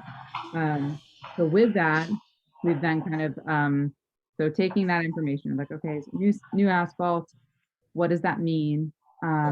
New space, what does that mean? We've kind of grown, like kind of built after that. If we have to put down new asphalt, we have to move everything off the skate park.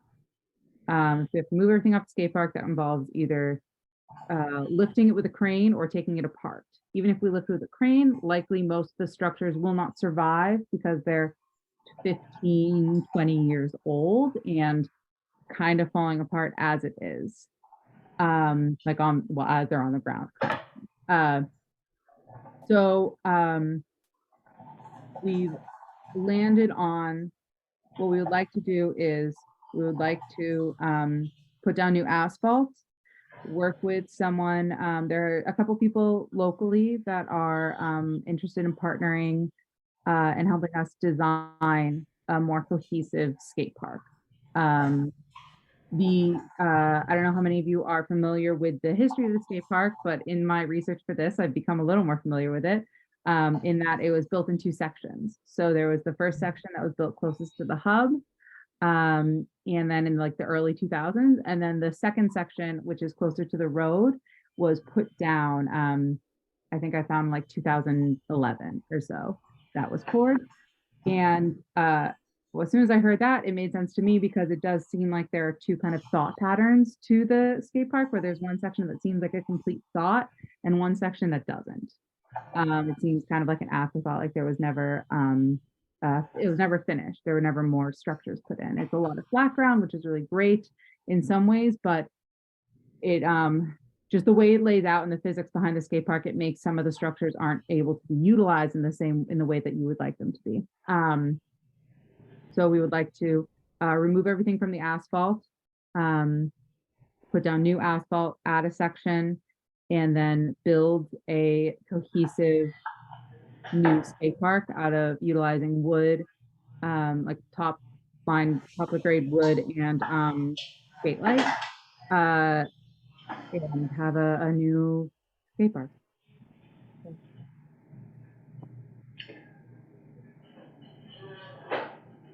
It's too bad we didn't do this a couple months ago. I showed Meredith online a whole skate park over in New York that they were practically giving away. I know, I'm aware. And Meredith and I looked at them, we're like, oh, that's so great. And then yep, I know. Timing's everything. Taylor, is this proposal been vetted by the rec club board? Yes, they've approved the, so I'm going to be adding on a 20 by length edition, and they approved that. Yeah, Porter can speak to it, but I felt as though they gave us their support, their complete support. Porter can also confirm that if I'm missing anything. So have you gotten, Taylor, have you gotten quotes, and is there a plan somewhere, like laid out? Other than what you just told us? Yeah, so the only formal quote I have is the 37,000 for the asphalt. That is the resurfacing and the addition. The rest of the quotes, I haven't been able to get people to call me back. So I'm trying to, this was me talking to people that have some familiarity with building skate parks around what they think it would cost. And then me going down the, like, okay, like if we rebuild everything we have here and add some things on, here's what it's going to cost by in materials and estimating labor. So I haven't gotten people to give me formal quotes because there's part also of it, like construction companies can't give quotes for skate parks because they don't necessarily know how to build skate ramps. So you need to have like a design made by someone who can build a skate park or a skate ramp and hand it to a construction company for them to give you the quote. So it's like a lot of steps that I'm trying to get like an estimation of money and then kind of like build it out from there because it's just a lot of homework. I like the wiggle room number. Wiggle room. Taylor, in looking at what it's awesome. I was past there the other day on a Sunday and it was full of kids over there playing. So it's definitely gets lots of use. My question to you is, did you look at other materials to use other than asphalt? And I mean, that's sort of the old school way of creating a skate park. I mean, they tend to be more sort of poured in place at this point. And I know that budget's a lot bigger, but just wondering if you guys looked at, I mean, you're going to be right in the same place you are right now with wood structures and skate light and asphalt. You're going to be looking at the same kind of maintenance. So I'm just wondering if you considered other ways to go about this. We absolutely have. Yeah. So I personally, as a lot of people can attest to this, Ian, I've had the conversation with Meredith and a lot of other people in the community. I've been bouncing back and forth between concrete and going forward with this because if I talk to anyone in the skate park world, they say concrete's the way to go. That is absolutely, like, if you're going for a permanent low maintenance cost skate park, it's concrete. That's undeniable. But so some of the contributing factors led me to lean towards this plan was location. So while we hope to be at the rec club and like on the field forever, we're not totally sure how things are going to pan out and like where we're going to go and how things are move on. If we're going to like maybe one day want to be where the skate park is and move the skate park somewhere else, all those kinds of things. And so just putting a flat piece of concrete where the current park is would be around $100,000, maybe more, 100. So it would basically be my entire request just for like flat. Just because the amount of rebar in the box of concrete is quite a lot, around 3 times typically. And then to build out the park would be around probably 400,000. So, and that's kind of on a low, estimate. So it is, significantly higher in a pretty astronomical way. And I know I was like at different, throughout the last couple of weeks, I've been like, well, what if we get 140,000? And that's really great, because then we can use that for matching grants. Then I can apply for a grant and we can fundraise some of it, and we can get to 400,000 in 2 years. We can do it. I've been through it.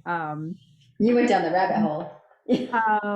But I think, and then every time I start talking to different people, like with an outside view, they do start leading me to, like, you don't know where you're going to be in 20 years. Like, you know, if this park has lasted 15, 20 years, keep an eye on that. Like, we're looking for improvement that's going to serve the community really well. And then maybe you're going to build a new structure in 15 years and then have a new a concrete skate park involved in that. But I know I've been really concerned because 140,000 feels like a ton of money to me. Like that's a lot of money, and that's like, you know, it's more than my entire yearly budget. Like that's a big investment from the town. So I've absolutely been angsting over making sure that we were making a wise investment, but also recognizing that something has to happen to the skate park. It's nearing being unusable, and it is a huge asset to the community. So to answer your question, Darla, it's been deeply considered. And if you guys want me to do concrete and want me to go down that, I will throw myself into it. But yeah, there have been a lot of things weighing in. No, I appreciate it. I just wanted to ask the question. Thank you. Yeah. Any other questions? I was just trying to, and we were talking concrete. Can you do a portion of it, like do the base in concrete? You know, and then do the transitions get tricky. Yeah. When you're rolling. And we'd still be looking at around 140,000 just for flat concrete. And so we could do that, but then we're not even talking about the building anything on top of it. So we'd still be looking at $200,000. And so the rec club Troy told me I could do concrete. If you guys want me to switch over to concrete, I can do it. It's just a lot more money. There's a big concrete slab just north of you. Doesn't get used very often. I know. Porter's saying no way. Don't even. Okay. It makes like something. Any other questions? Do we have a motion? You at least make the motion. Is there a second? I'll second. Okay. Any other discussion? Yeah, I mean, we're allowing up to that amount, but we don't know anything of how much this would cost. So I wouldn't worry about the price. I think this is just the sort of beginning of this as we move forward. I do also plan on applying for grants as well. I've identified a few that I think we would be oddly really well served for, because we do serve bikes in addition to skate parks, and there are a couple of grants that are focused on like bike parks. And so so just kind of funny niche things that we do fall into that are kind of hard to fall into for this process. So I am looking at grants. Unfortunately, no skate park grants will fund it because it's not concrete. Yeah. But it's a highly used area from all different ages for all kinds of different events. So it's a very worthy investment to make. And you know, the repairs that have been done over years and years only get you so far. You know, the underlying sort of structures and base are just rotting away. And so even if you replace top surfaces on things and try to do minimal kind of less expensive repairs, there's just nothing for those things to attach to anymore. So part of that is sort of redesigning. And so, yeah, I think it's a very, very worthy investment. But as I said, this is just the beginning of this process to find out. And hopefully, my hope is that perhaps the asphalt, even though it's 37,000, we might be able to get donations, things like that. Obviously, there was a very generous donation over at the fire station. Could the rec department get something like that, perhaps from a local company? So I think there's lots of avenues that we could explore. Who made the motion? I did. Michelle. Oh, thank you. And I seconded. I'm just thinking of all this stuff, we get to the age I'm at, I get the skate park built, I'll be able to go over there on a skateboard, break my hip, use the new ambulance, get to the hospital. We're designing Right. this town for you, Peter. That's right.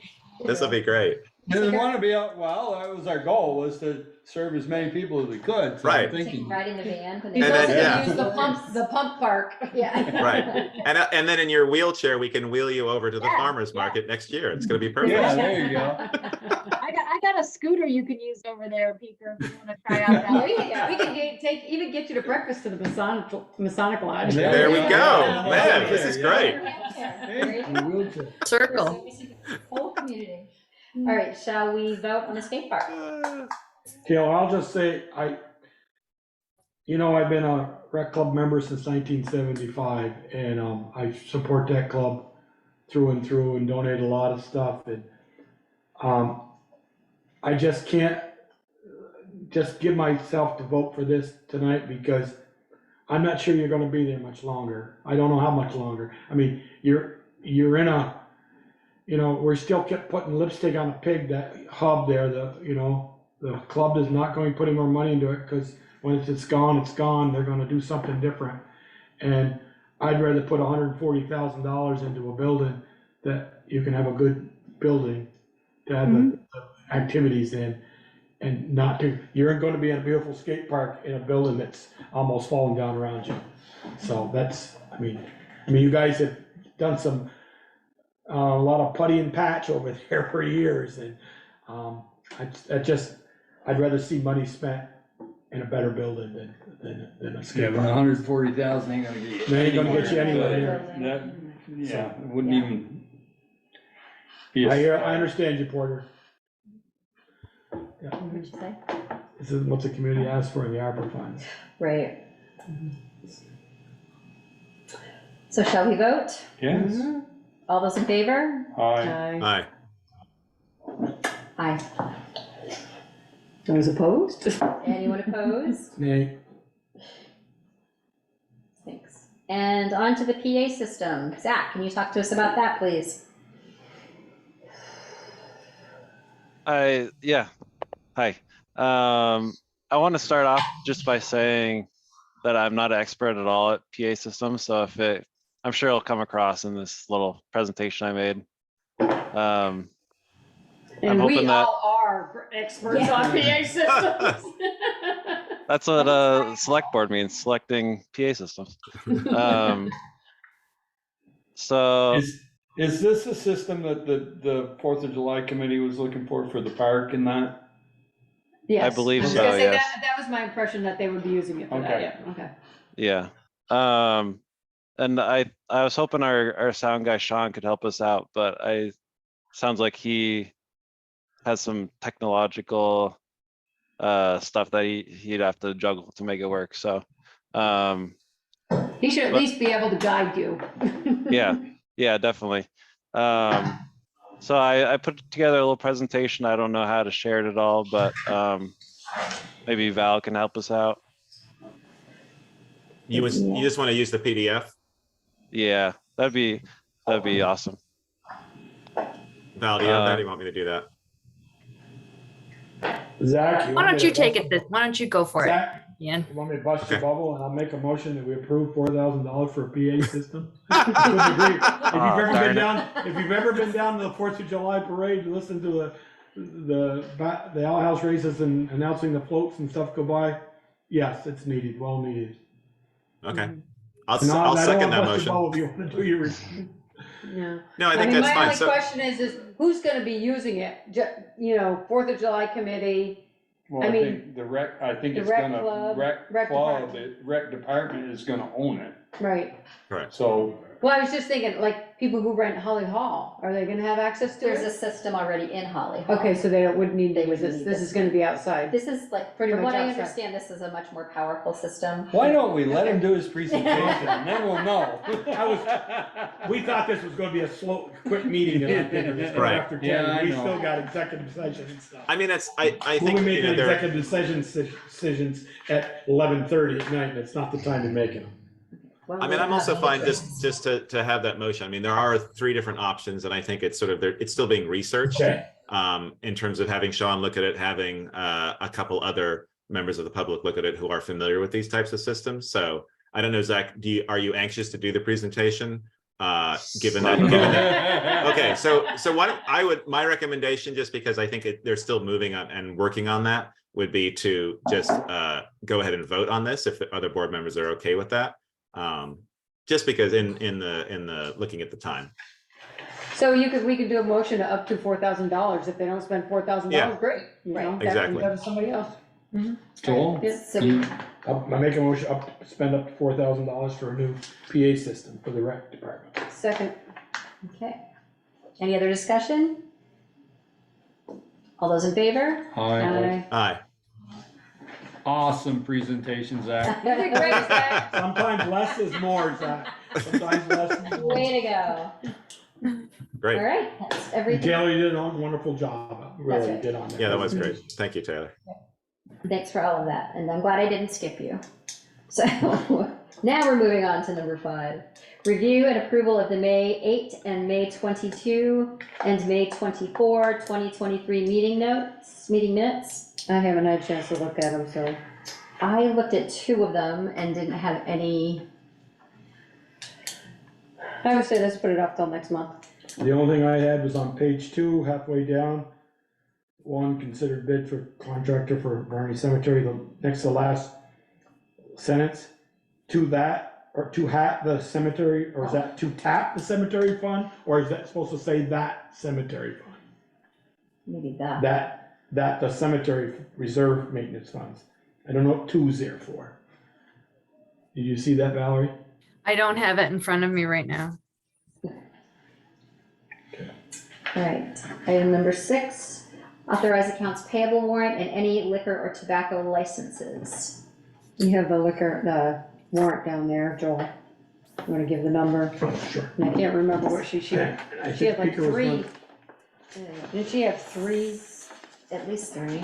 There's one under there, Peter. I think. Yeah, I got it. 2 million something? A lot. $2,649,885.60. We're getting our select boards paid tonight, Tom. Yeah. That's the Union School bill. Is in here. Union Element, Mount Abraham District bills, and they're 2.5 million. We don't spend that kind of money for every 2 weeks, thank God. So I had a quick question about this. So obviously Pocock Rocks is coming up. It's on this Saturday. We have a couple stragglers for the special event permit because we're trying to get people to respond, and it's quite difficult.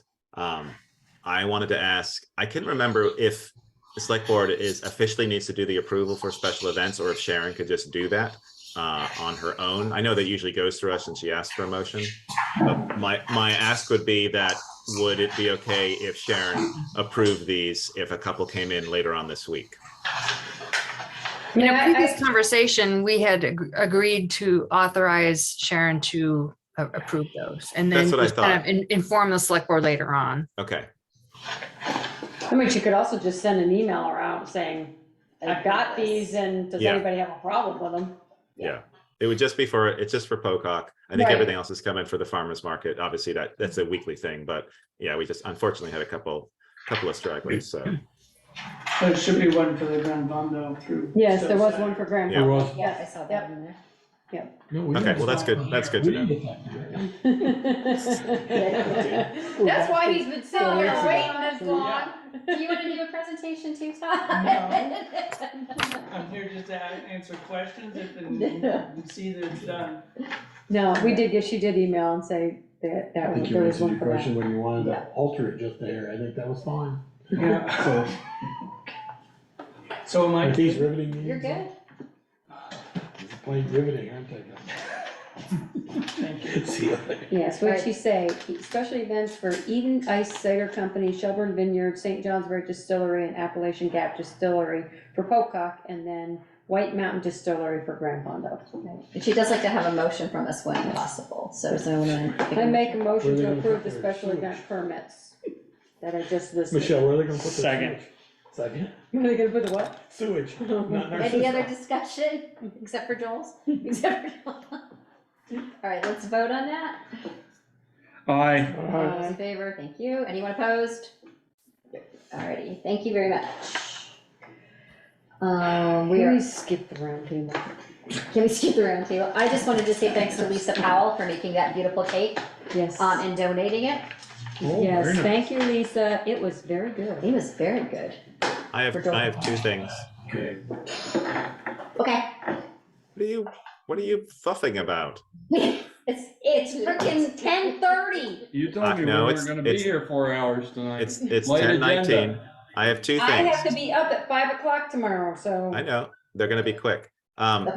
When we did our little last Thursday, we did a little entertaining for some state officials regarding our buildings and funding, possible funding to make improvements to the library here. One of the things we looked at was the town boiler room. I would like to have a company, whoever services our stuff, come in and clean that and service the things. The boiler in there needs to be serviced. The HRV, which is the air handling system, needs to be probably cleaned out and changed. And also there's black soot over everything in the entire room. So it's been cleaned a little bit, but I think something backed up and then came out of the little flappy vent, and there's just soot covering everywhere. So I really think we should get that looked at before something happens. So your flappy vent. Your flappy. Go look at those flappy vents. Well, it was it was hilarious because we're like, here's the boiler room, and the two officials are there from Buildings and Grounds, and we're like, oh, sorry that everything's covered in soot. And they were like, all right. So I think we should have that looked at. Just make sure that nothing happens. And then this is related with Pocock.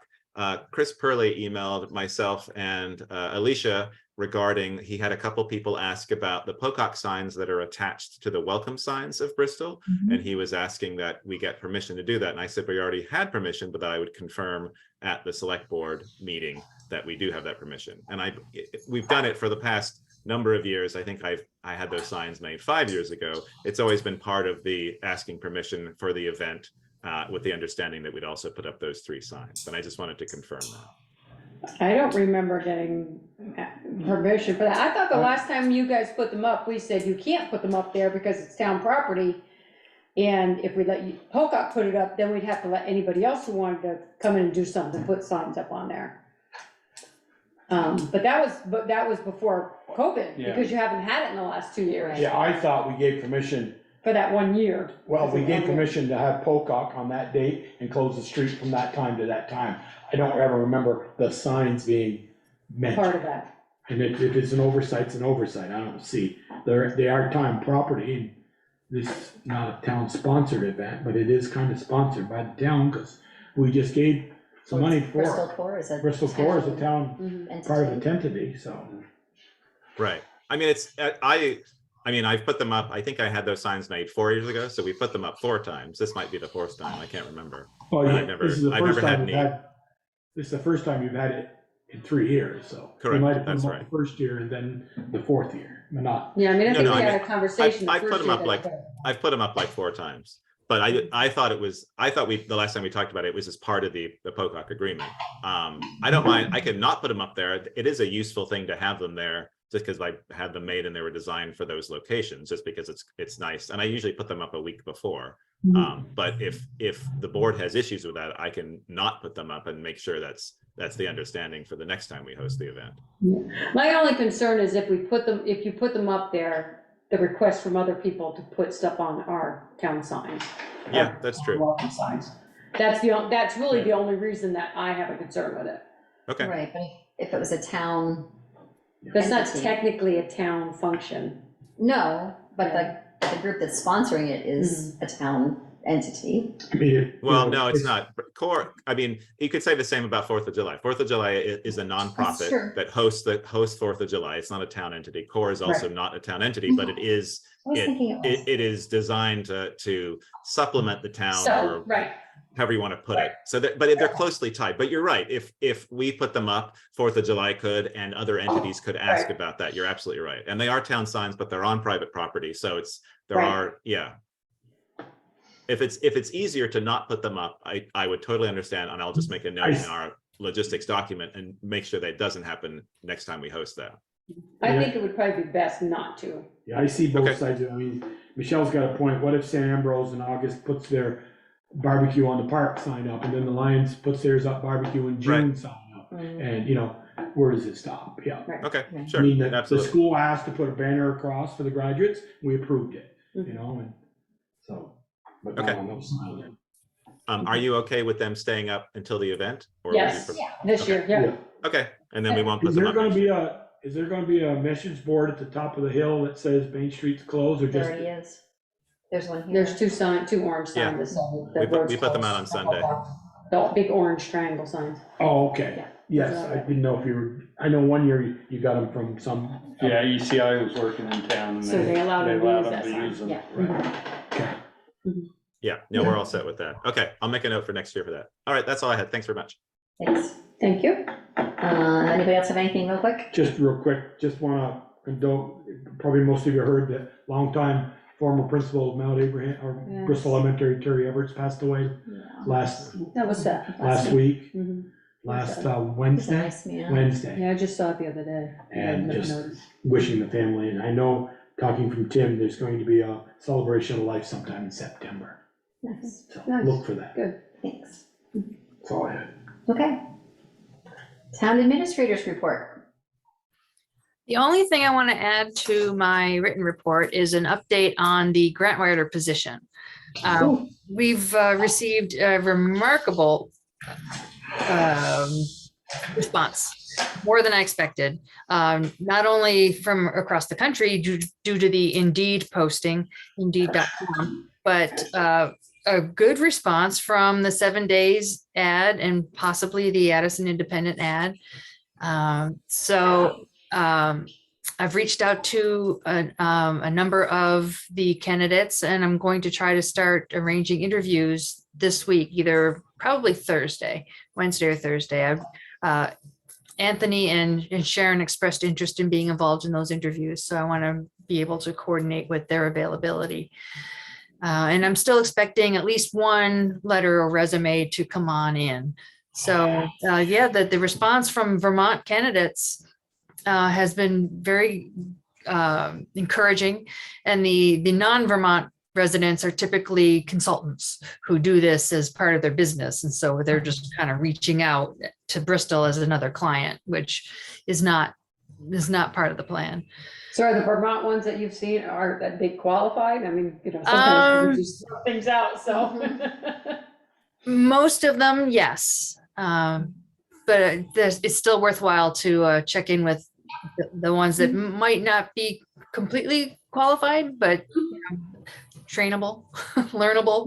Yep. Mm-hmm. Great. Okay, great. Yeah. So that's my. Okay, so do I have to make a motion to go into No, we executive just session? We're returned to just executive continuing? session, I think. We should go back in with a motion. I make a motion that we enter into executive session per 1 VSA section 313 to discuss personnel or just real estate contract? Might as well throw it all in. Okay, personnel matters and potential real estate negotiations. And am I inviting Eric in? If he's still there. Yeah. Okay. Great. You're waking him up, Eric, wake up. Yay. Okay. Thanks, Jill. Thanks, Jill. Thanks. Good night, John. everybody. Thank you. Come on up, Eric.